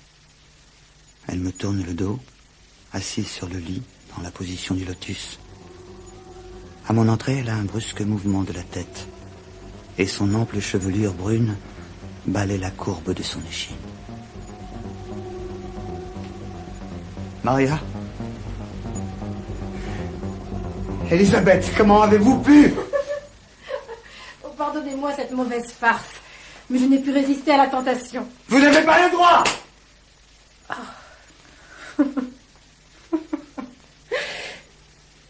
Et de quoi donc n'aurais-je pas le droit, monsieur le moraliste? Moi qui croyais qu'en me parlant de cette fille, vous vouliez me rendre jalouse. Vous ne répondez pas. Alors, dans la pénombre de la chambre, je me suis jeté sur elle. Nous avons roulé sur le sol et je l'ai prise sur le plancher avec une férocité dont je ne me croyais pas capable.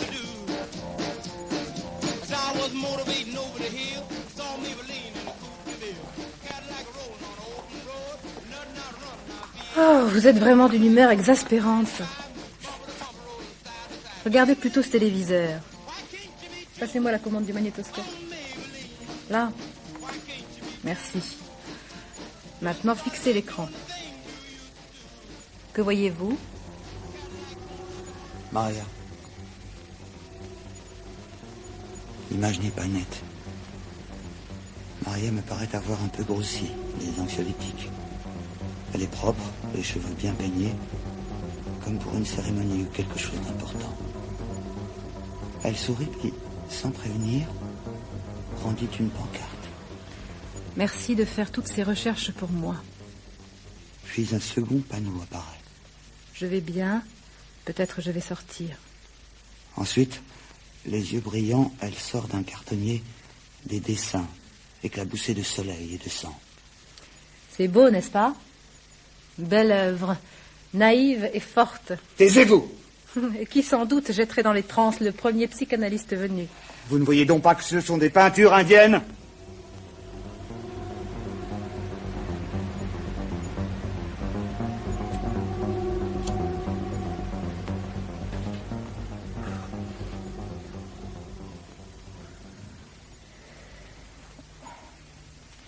Non, merci, Elisabeth, je ne fume pas. Vous êtes une drôle de jugesse, Elisabeth. Jugesse? Féminin de juge. Suisse, Suissesse, juge. Oui, mais ce sont de vilaines façons. Mais c'est drôle. Vous savez que je suis d'origine helvétique? Ah, je me disais aussi que vous n'étiez pas au-dessus de tout soupçon. Mais au-delà de votre perversion, j'aimerais savoir ce qui vous motive. Ah, vous? Moi. Vous. À cause de votre goût immodéré pour les Indiens, sans doute. Votre ami Steiner m'en avait parlé. C'est lui qui m'a mis en relation avec Mr. Big Mac, votre patron. J'ai fait lire votre manuscrit à un ami éditeur. Les enfoirés! Vous seriez contre une publication? J'en ai rien à foutre! Je suis sur le sentier de la guerre, Elisabeth. Maintenant, il faut qu'on se quitte. Je vous accompagne. Non, il n'en est pas question.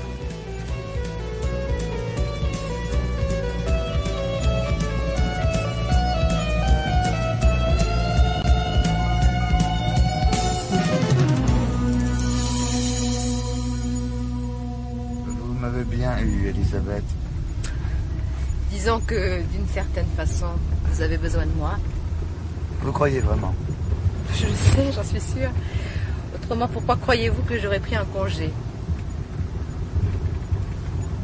Et vous croyez qu'en sillonnant les routes de Provence, au hasard comme ça, vous allez tomber sur votre type? Eh bien, si je ne le trouve pas, c'est que vous me portez l'âge commune, ma belle.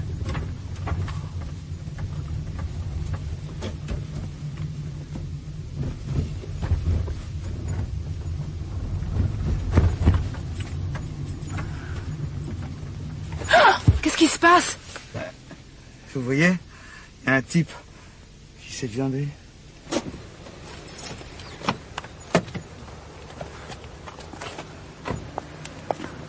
Ça va? Vous voyez bien? Vous pouvez bouger? Vous êtes miron ou quoi? Moi j'ai rien, c'est ma kawa qui est naze. Je peux vous déposer quelque part? Pourquoi vous feriez ça? Hein? Pourquoi vous feriez ça? Pourquoi je ne le ferais pas? C'est louche. Il ne cessait de regarder Elisabeth Müller par en dessous. J'avais au moins réussi à lui faire changer de look. Elle n'avait plus rien de chicose, la jugesse. S'il n'y a rien de louche, rien du tout, moi j'essaie... J'ai un ami garagiste à la Cadière. Je lui donne un coup de main de temps en temps pour les bécanes. Moi aussi, j'en ai plié une. Vous connaissez Freddy? Oh, c'est un vieux pote. C'est lui qui m'a prêté cette caisse. Vous m'avez flanqué la trouille, je vous prenais pour un putain de flic en civil. Ah. Et elle, c'est quoi? Alors, une fliquesse? Oh, excuse-moi, fillette. J'ai plutôt pensé à une pute que t'aurais serré. Ah, tu n'es pas tombé si loin. Qu'est-ce que tu en dis, ma princesse? Moi, j'ai rien à dire, hein. Sinon que ce soir, tu vas faire tata, mon lapin, hein. Par contre, le collègue, là... Eh, ta gueule, princesse. Ouais, j'aime comment tu me causes. Bon, allez, monte. Enfin, si tu as pas honte que des collègues à toi te voient dans une caisse, hein?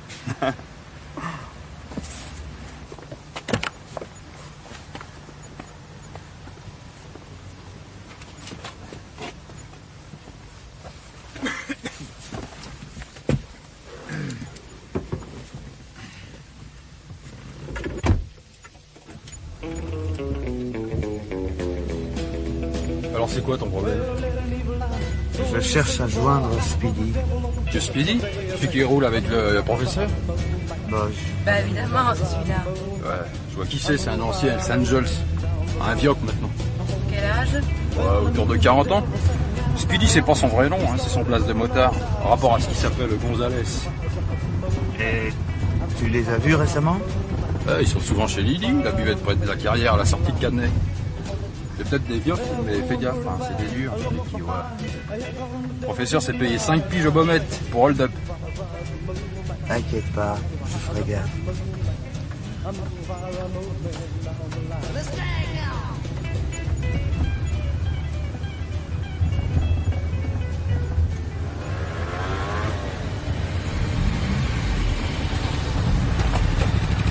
J'ai arrêté la 4L sur un promontoire caillouteux où nous avions une vue plongeante sur la carrière. Il avait raison, le motard. Ouais. J'ai l'impression que la buvette leur sert de ralliement. Regardez, le grand là-bas. L'énorme baraque aux tresses huileuses. C'est lui qui vient de faire sauter la capsule de sa canette avec les incisives. Oui, c'est écrit au dos de sa veste de jean. On ne pouvait pas le rater, celui-là. El professeur. Vous avez vu le beau mec à côté? Ah, vous le trouvez beau mec? Ouais. Ah, c'est à cause de son Stetson blanc et de sa chemise à motifs? Non, non, pas seulement. Alors, c'est sa figure émaciée et tannée par le soleil. Les gonzesses bandent pour les émaciés. Gonzesses. Vous vous débrouillez comme un manche, Elisabeth. Si vous étiez une vraie femme, on aurait gardé le crétin à la kawa avec nous et il nous aurait introduit. Mais je ne suis pas une catin, jeune homme. Ah oui.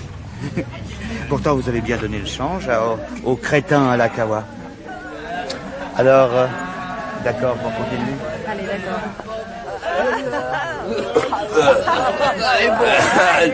Je l'ai chopé Michto, un coup de latte au menton et pas un doublé sur la glotte. Après, t'es pas beau à voir, le condé. Et moi, une fois, un autre, je lui ai fait crier « Maman !» Et je lui ai dit déconne pas, tonton, si elle vient pas à ton secours, si trumeau qu'elle est, ta baronne, tu es encore foutu de lui cloquer un petit. Ça fait nos bécanes, les mecs. Et à nos gonzettes. Et à toute la grande C'est vous, Speedy. On peut vous parler? Je cherche à joindre Pancho. Et Pancho. Pas des humeurs, le garagiste de la Cadière d'Azur m'a assuré que vous sauriez où il habite. Pancho tout court.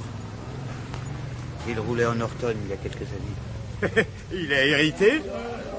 Non, pourquoi? On dit non, professeur. Ah, qu'est-ce que t'attends? Non, professeur. Bien. C'est... T'as une gueule d'apprenti notaire, mec. Voilà pourquoi.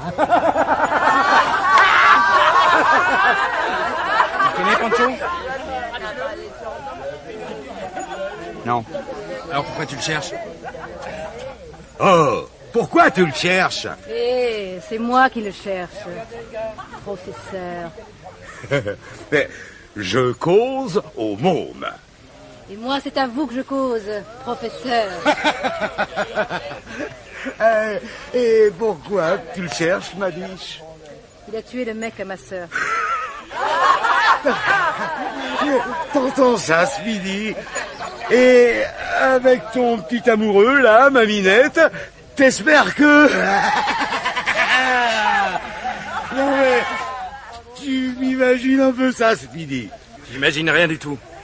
Je veux seulement savoir ce qu'il a dans le bide, ce gonze. Mais là, rien. J'ai un peu de me bloquer ce pain. Espèce de brute! Pédé! Mais c'est qui m'arracherait les yeux. Et qu'est-ce que tu as donc fait à ta gonzesse, mon mignon? Qu'est-ce que ça peut vous faire, hein? Où est Pancho? Speedy, explique-lui. Pancho, pour lui, il y a deux sortes de gus. Ceux qu'il peut détruire et ceux qui peuvent le détruire. Tu piges? On doit le voir. Je te conseille pas d'y aller. Il faut pas saquer les gonzesses. C'est comment ton blaze? Maloré. Eh bien, malheur. La piste est froide et dangereuse. Mais le vieux chacal sniffe encore la cam dans son trou pourri. Et où c'est? Au-dessus de Saint-Rémy. Un terrier bien crade dans les Alpes. Il a rabattu une troupe de Yougos de 13 ans qui fourque sa merde sur Marseille et Toulon. Au dessert, il balance aux gitanos des amphis pour maintenir la pression. Oh, des merdeux vis là. Faudrait rédiger un testament, camarade. Ah ouais, il y aurait intérêt. Depuis l'accident dans sa caboche, ça va de mal en pis. Quel accident? Bon, tu le sauras bien assez tôt.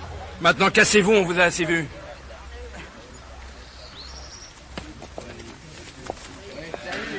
Mallory! Ouais! Tu connais quelque chose à la guerre du Vietnam? Un peu. Potasse le sujet! Pour tes projets! Ça peut servir!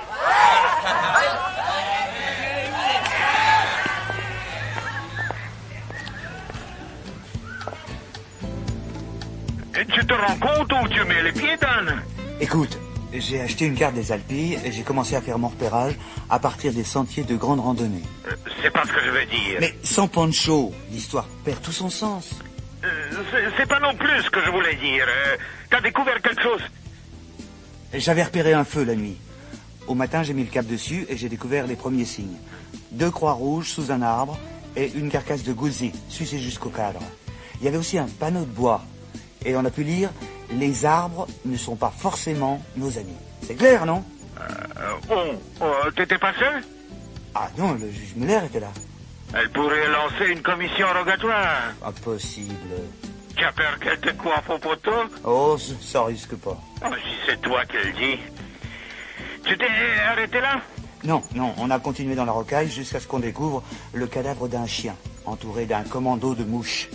Il était pendu par les pattes de devant, aux branches d'un chêne liège, et il avait le crâne fracassé. Et madame s'est évanouie? Non, justement. Elle a tranché la corde d'un coup de couteau, et c'est moi qui me suis trouvé mal. C'est elle qui devrait aller au charbon à ta place. Et elle m'a laissé le couteau. J'espère que tu lui as laissé une pièce de monnaie. Pourquoi? Pour pas couper l'amitié à une bâtée. Bon, j'ai l'impression que tu es très occupé. Arrivederci. Ciao. Tiens, pour tes bons services. 10 centimes, ça suffira. Non mais... Fiche de moi, là.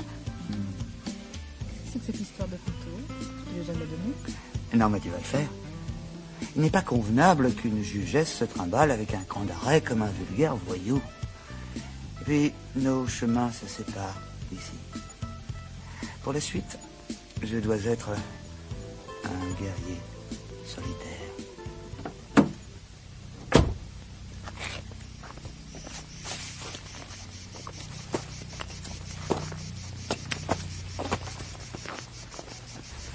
À présent, les Alpilles, j'ai coupé à travers les arbustes afin d'éviter le sentier sur lequel je me sentais observé et démuni. La tête d'un garçon est apparue à 30 mètres de moi, sur un surplomb. J'ai esquissé un geste de la main, mais il a aussitôt disparu. Oh!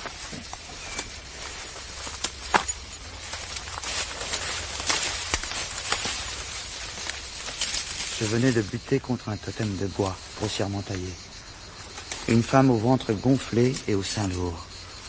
Un voile de crêpe lui couvre le visage. J'hésite à la soulever.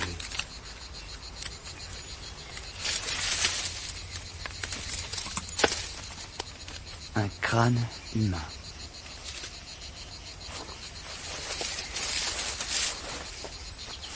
J'ai repris ma progression, étreint par une angoisse indéfinissable.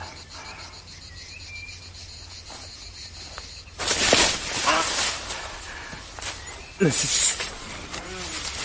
sol venait de se dérober sous mes pas. Je me retrouve dans un nuage de poussière blanche au fond d'un trou de 3 mètres de profondeur, étayé sur ce flanc par 2 vieilles planches. 6 adolescents surgissent, torse nu, en demi-cercle au-dessus de ma tête.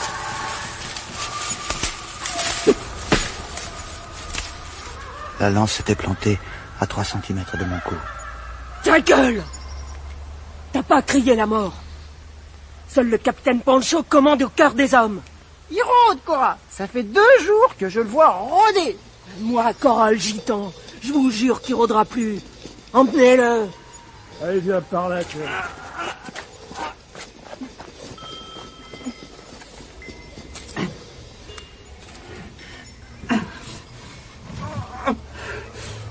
Ils m'ont lancé une corde. J'ai réussi à m'arracher au piège. Au moment où je reprenais pied dans la caillasse, une masse énorme m'est tombée sur la tête. Et tout s'est obscurci.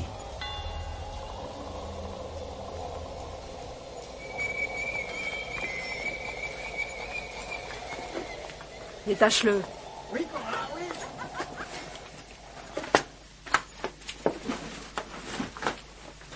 Quelle heure est-il? Ta gueule!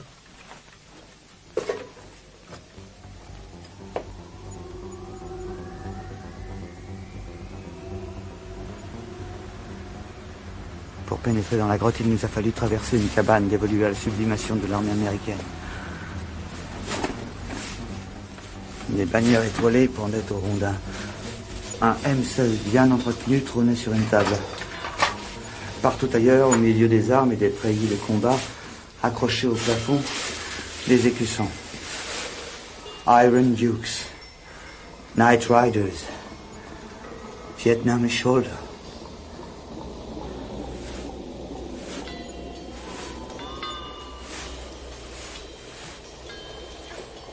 Ôte-toi de là, connard.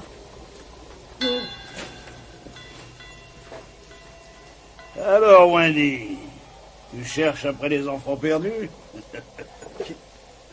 Qui êtes-vous? David, t'aurais quand même pas fait tout ce chemin pour rien, hein? Ça dit, t'es au bout du voyage. Pancho. Captain Pancho, mec. J'ai souffert comme jamais tu as souffert, Wendy. Et maintenant, je règne sur cette montagne. Mes hommes t'ont trouvé. Pas des hommes. Des enfants. En es-tu bien sûr? J'ai fait un rêve, Wendy. Quand je suis sorti des ténèbres, au sommet de la côte 875, après avoir pris sur la gueule toute cette merde Viet Cong, j'ai vu, sur les marches transparentes d'un escalator interminable, la vieille Rose Kennedy souriante.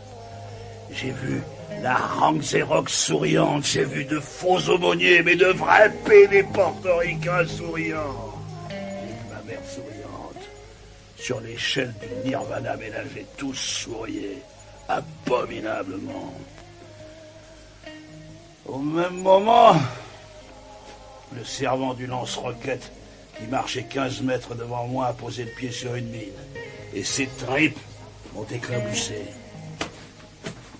C'est là que vous avez souffert? Non. Ça, c'était l'horreur, pas la souffrance. Vous étiez dans les marines? Non, Wendy, les marines, c'est des enfoirés. J'étais dans l'infanterie. Vous avez tué? Mais de quoi tu causes? Mais de quoi tu causes, mec? La première fois, le diable est avec toi, ensuite. Il n'y a plus besoin de lui.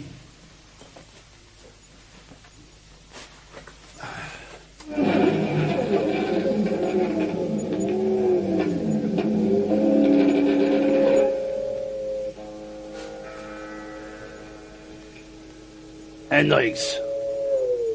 C'est le meilleur. Bah ouais, Wendy? Je m'appelle Daniel... Rien à foutre, tu t'appelles Wendy, mon gars. Et tu cherchais dans la montagne les enfants perdus, ils m'adorent. Captain Pancho, il m'appelle. Et quand je pense qu'on a foiré cette putain de guerre. Vous leur donnez les ordres? Pourquoi faire? Oh, il me vénère comme un père très sage. J'ai pas d'ordre à donner.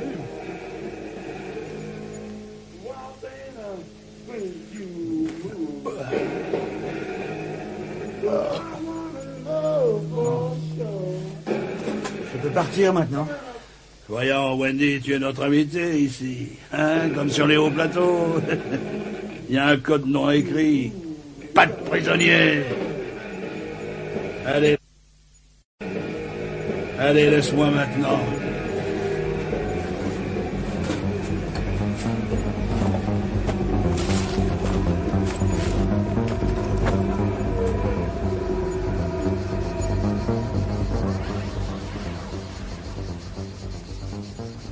J'ai passé la nuit en haut de l'arbre, dans la cahute.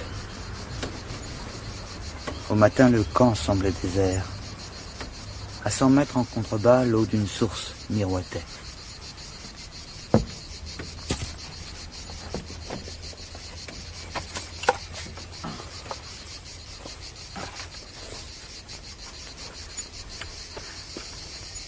Un peu plus loin commençait un sentier.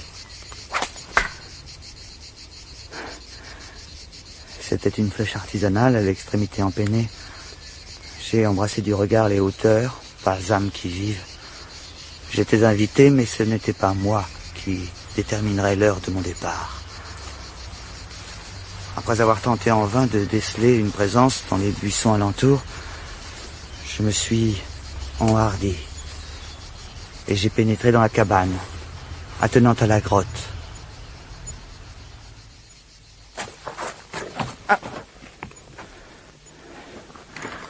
J'ai allumé une lampe tempête. Et sans trop savoir ce que je cherchais, j'ai fureté parmi les reliques amassées.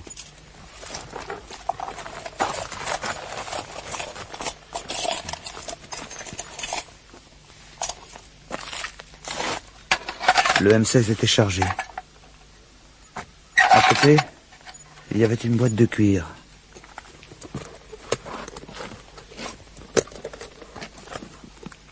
Sur le rembourrage de l'écrin reposaient 2 décorations. Le Purple Heart et la Distinguished Service Cross. Je me suis dit que Pancho n'était pas le premier venu. J'ai détaillé les treillis et l'uniforme de sortie, et j'ai fini par comprendre ce qui détonnait dans ces vêtements. Les plaques d'identité avaient été décousues.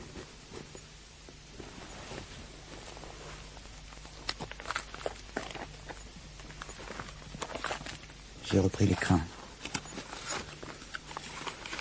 Sous le rembourrage déchiré était dissimulée une coupure de presse et une photo jaunie représentant Pancho, à côté d'un noir taillé en athlète, qui le tient par le cou. Tiens, bouge et je te pique avec ma lame. Puisque tu tiens à tout savoir, je vais te dire. Le nègre, c'était son mec au capitaine. Les doigts de la main, ils étaient... Je l'ai bien connu, le négro. Un beau mec baraqué, faut voir. C'est lui qui m'a ramassé sur la route. Il s'est occupé de moi. On dormait ensemble. Et range ça! Tu veux savoir ce qui est écrit sur le bout de journal? Je le sais par cœur. Virage dangereux à mort. Lundi soir à 23h30, le virage le plus sévère de la route qui monte vers Simiette est fatal à un motocycliste.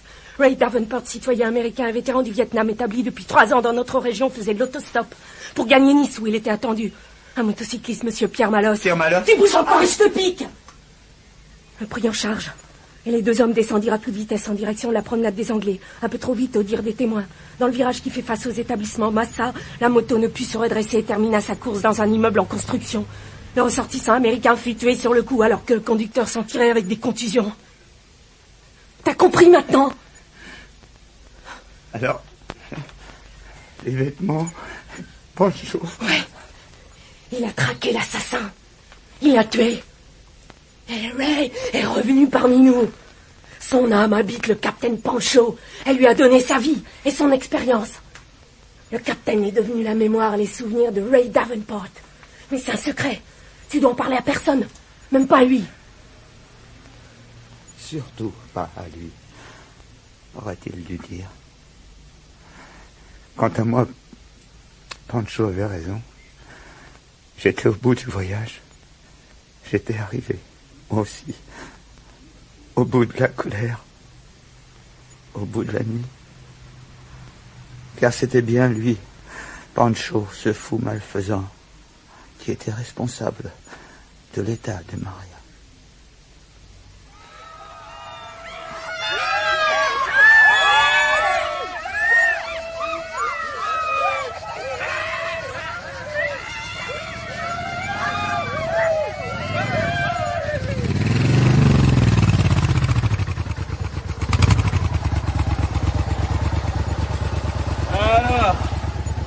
Alors Wendy, on se branche sur le Vietnam?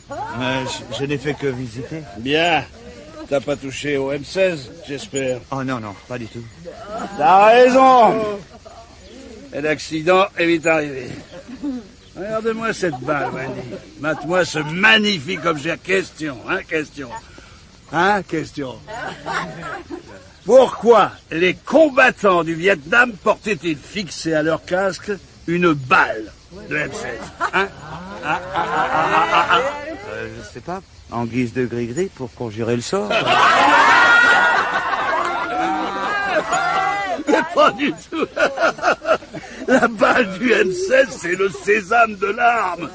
Elle remplace le tournevis car avec sa pointe, tu peux démonter la crosse, faire pivoter la culasse et régler la mire.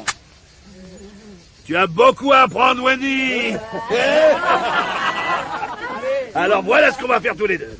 On va se taper un petit voyage à l'acide, et puis on ira traquer tous ces gnacs.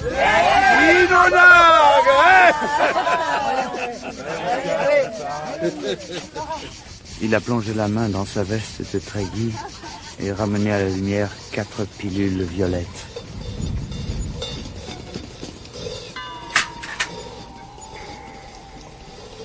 Quand il a enclenché le chargeur dans son M16, la sarabande Technicolor a commencé.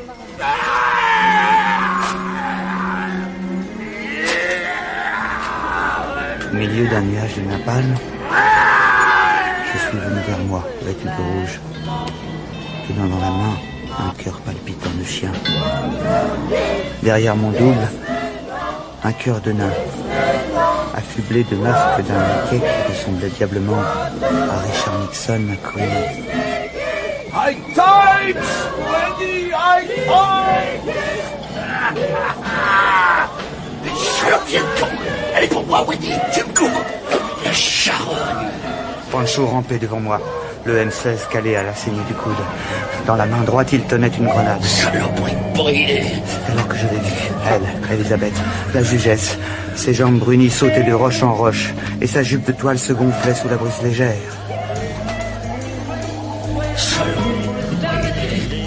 C'est ça!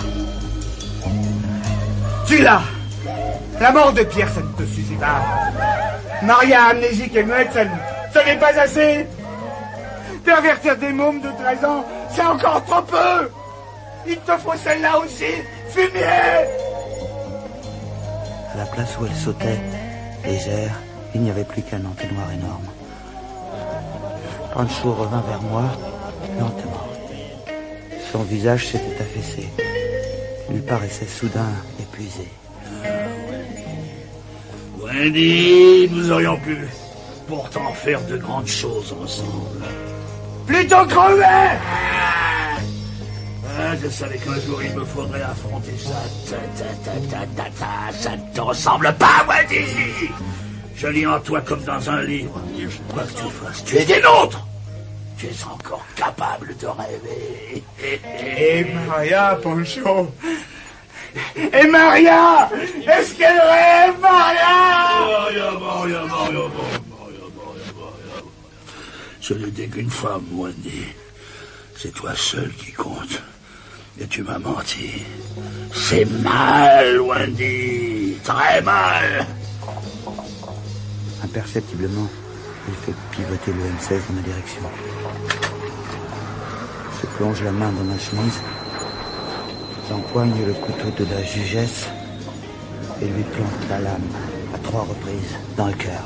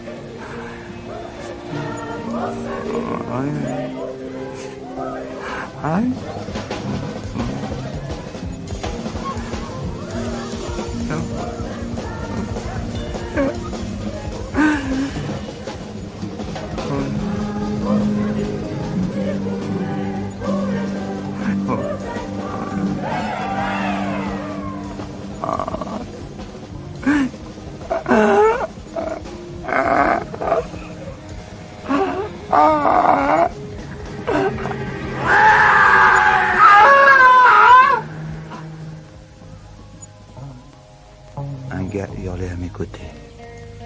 J'ai rouvert les yeux. Le type qui hurlait, c'était moi. Mes mains étaient rouges de sang. Nous étions en guerre. Et le capitaine Pancho était mort.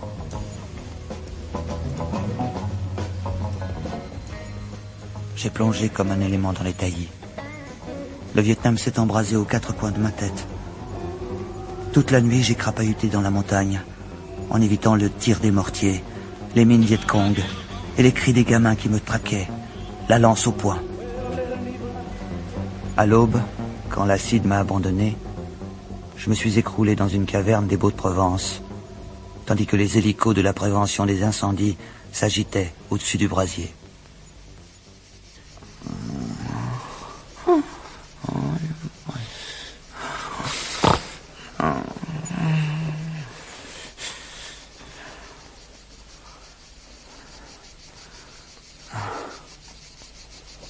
Les 100 ans. Ce sont eux que j'ai vus d'abord.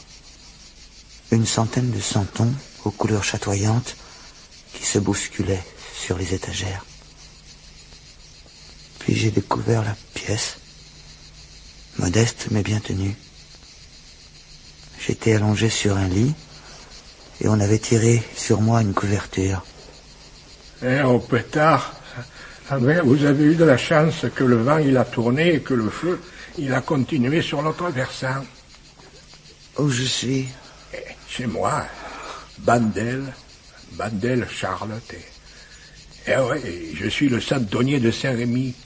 Mon chien, que je courais après lui dans la montagne, il était à Saint-Rémy à faire le farfantier. Fort. C'est comme ça que je vous ai trouvé dans votre grotte. Et avec mon fils, on vous a ramené ici, et vous avez dormi toute la journée. Ah, que dormiasse, peu cher. Mais c'était quoi cet incendie? Des gosses, des vauriens qui vivent là-haut dans la montagne. Eh ouais, ils ont fait cramer au moins 20 hectares. Les vandales là-bas. Ah, ils vont finir en maison de redressement. Ouais, c'est marqué dans le Provençal. Tiens, je vous le montre.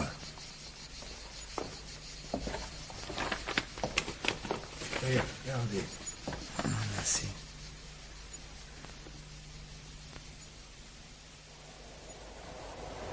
En Arles, un mandat de Big Mac m'attendait. J'ai pris le TGV à Avignon. entassé dans mon coin-fenêtre, j'essayais de me persuader que la mort de Pancho n'était qu'une dégradation esthétique. Quelque chose comme un vitrail brisé ou une toile lacérée. Mais j'avais tué. Et cet apprentissage de la violence me laissait choqué. Je me suis raccroché à mon impatience de revoir Maria. Un choc aussi brutal que celui subi à Valjean lui rendrait-il la mémoire?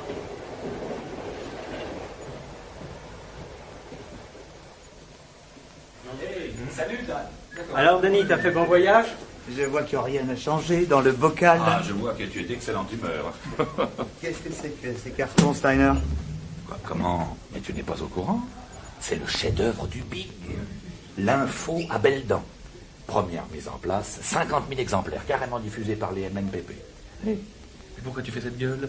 Mais c'est moi qui devais l'écrire. Ah, mais c'est ce qu'il t'a dit, et tu l'as cru. Parce que tu peux être couillon des fois. Comment il s'y est pris? Dispatching et marketing. Il y a 13 chapitres. Le boss les a partagés entre ses 13 rédacteurs préférés. Même Moscou a eu le sien, pour donner au bouquin une petite teinture anard sur les bords. Le Big va passer chez PPDA. Tu sais qu'il a été nommé rédacteur de la première chaîne? Comment va-t-il s'occuper du journal? Ah, ça. Oh, ça sera pas pire que d'habitude. Vous connaissez son grand principe. Les scoops, mes enfants, les scoops. Démerdez-vous. Pour le reste, du surf sur l'info. C'est pas par hasard que la Une l'a choisi. Où est-ce que tu cours? Il est dans son bureau. Mais attends, mais je t'ai pas tout dit. Eh ben, qu'est-ce qui t'arrive? Déjà là? Pourquoi tu fais une telle gueule, mon petit Dan? Alors vous avez sorti le bouquin sans moi? Ce qui prouve bien que t'es pas indispensable, mon petit lapin. Mais je t'ai quand même fait une fleur. Tiens. Qu'est-ce que c'est? Des épreuves. Tu ne le sais peut-être pas, mais ta juge et moi, on a déniché un éditeur. T'as plus qu'à descendre te relire dans ton bistrot préféré. Big Martin, Le Sentier de la Guerre, et en tout petit, avec la collaboration de Dan Mallory. Ça ne vous gêne pas, monsieur Zbigniew Martinovic? Je t'ai pas dit que je te faisais une fleur? Vous n'avez pas l'air de comprendre. Quoi? Là, votre nom sur la couverture. Non, je ne comprends pas. Enfin, c'est inadmissible. Comment osez-vous? Mais tu me déçois, mon petit gars. Qui c'est, Dan Mallory? Un zéro de la merde. Je te donne une chance d'être lu et on partage les droits 50-50. Tu vois que je suis pas chien. En plus, PPD1 va faire une spéciale sur les Indiens et c'est moi qui irai au charbon vendre ta camelote. Tu vas te faire tes couilles en or, mon lapin, maintenant. Prends ton torche-cul, file au bistrot et tâche qu'il n'y ait pas de coquille. You got it? Oh, Dan, je l'ai oublié. Je ne voulais pas t'en parler sur le moment, mais j'ai une mauvaise nouvelle, mon petit gars. Je vous écoute. La mère Müller avait signé la libération de cette fille Maria. Ne t'en pas parlé, hein? Non? Je devine pourquoi. Un sacré morceau, hein, cette juge. Hein? Et j'espère que vous vous êtes bien régalé. En tout cas, j'ai pas de nouvelles depuis. J'espère que tu ne me l'as pas gâché. Enfin, tu me raconteras. Bref. Maria est donc sortie de Fleury ce matin. Elle a pris le train de Paris toute seule. En sortant de la gare de Lyon, elle a traversé Auvers. Un connard de camion a klaxonné, elle n'a pas bougé, et elle a été rectifiée aussi sec. Il y avait du sang partout, Capella te montrera des photos. Remarque, elle n'a pas souffert. D'après les témoins, elle a été tuée sur le coup. Qu'est-ce qui lui prend?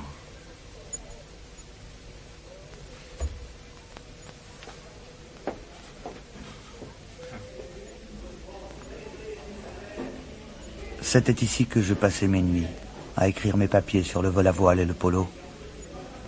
Quand le jour descendait sur la ville, je remontais vers le journal qui, avec ses fenêtres allumées, émergeait de la grisaille comme un paquebot inexpugnable. Aujourd'hui, je relis mon livre. Je sais que la haine ne pourra jamais s'éteindre en moi. En poche, j'ai le couteau de la jugesse. Je n'ai plus qu'à attendre l'émission de Big Mac sur les Indiens. Alors je repartirai sur le sentier de la guerre Et ce que j'ai à faire, je le ferai. En direct.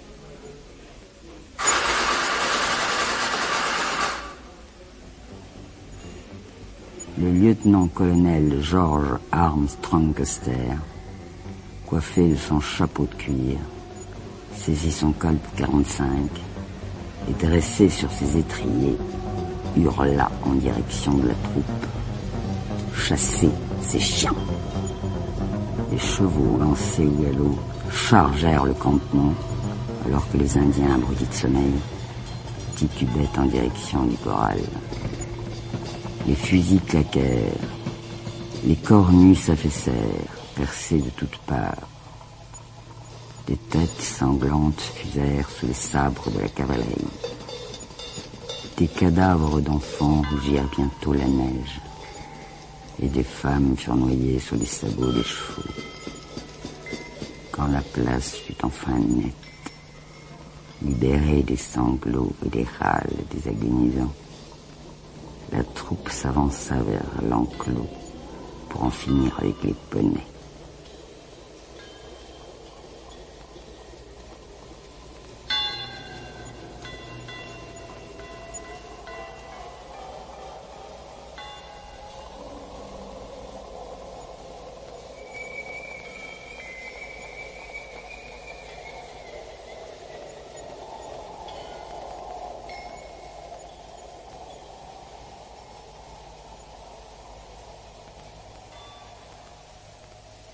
Le Sentier de la guerre de Marc Villard, adaptation Jean-Pierre Bastide, avec Richard Leduc, Dan, François Château, Steiner, Françoise de Georges, le juge Muller, Armand Meffre, Pancho, Dimitri Rafalski, Martinovitch, Fiametta Ortega, la voix indienne, Yves Arcanel, le père Luceau, et Anthony Mage, Sophie Byzance, Gilbert Maurice Dupré, Claude Derep, Maurice Bourbon, Alain Carreau, Grégory Chevalier, Alain Borland, Franck Melchian, Catherine Théroenne, Alain De Bruyne, Cyril Montana, Jean-Luc Carpentier, Cyril Verdeau, Emmanuel Miéville, Jean-Marie David, Marcel Tassimo, Rémi Bleibtreux, Jacques Cerisier, Françoise Fouquet, Philippe Paulet, Pascal Kammerbeck, Chris Verger, Christine Lefebvre, Michel Amiel, René Marjac, Bertrand Botéac, Jean-Marie Bourouka, Isabelle Etier, Frédéric Antoine, Edwige Bergson,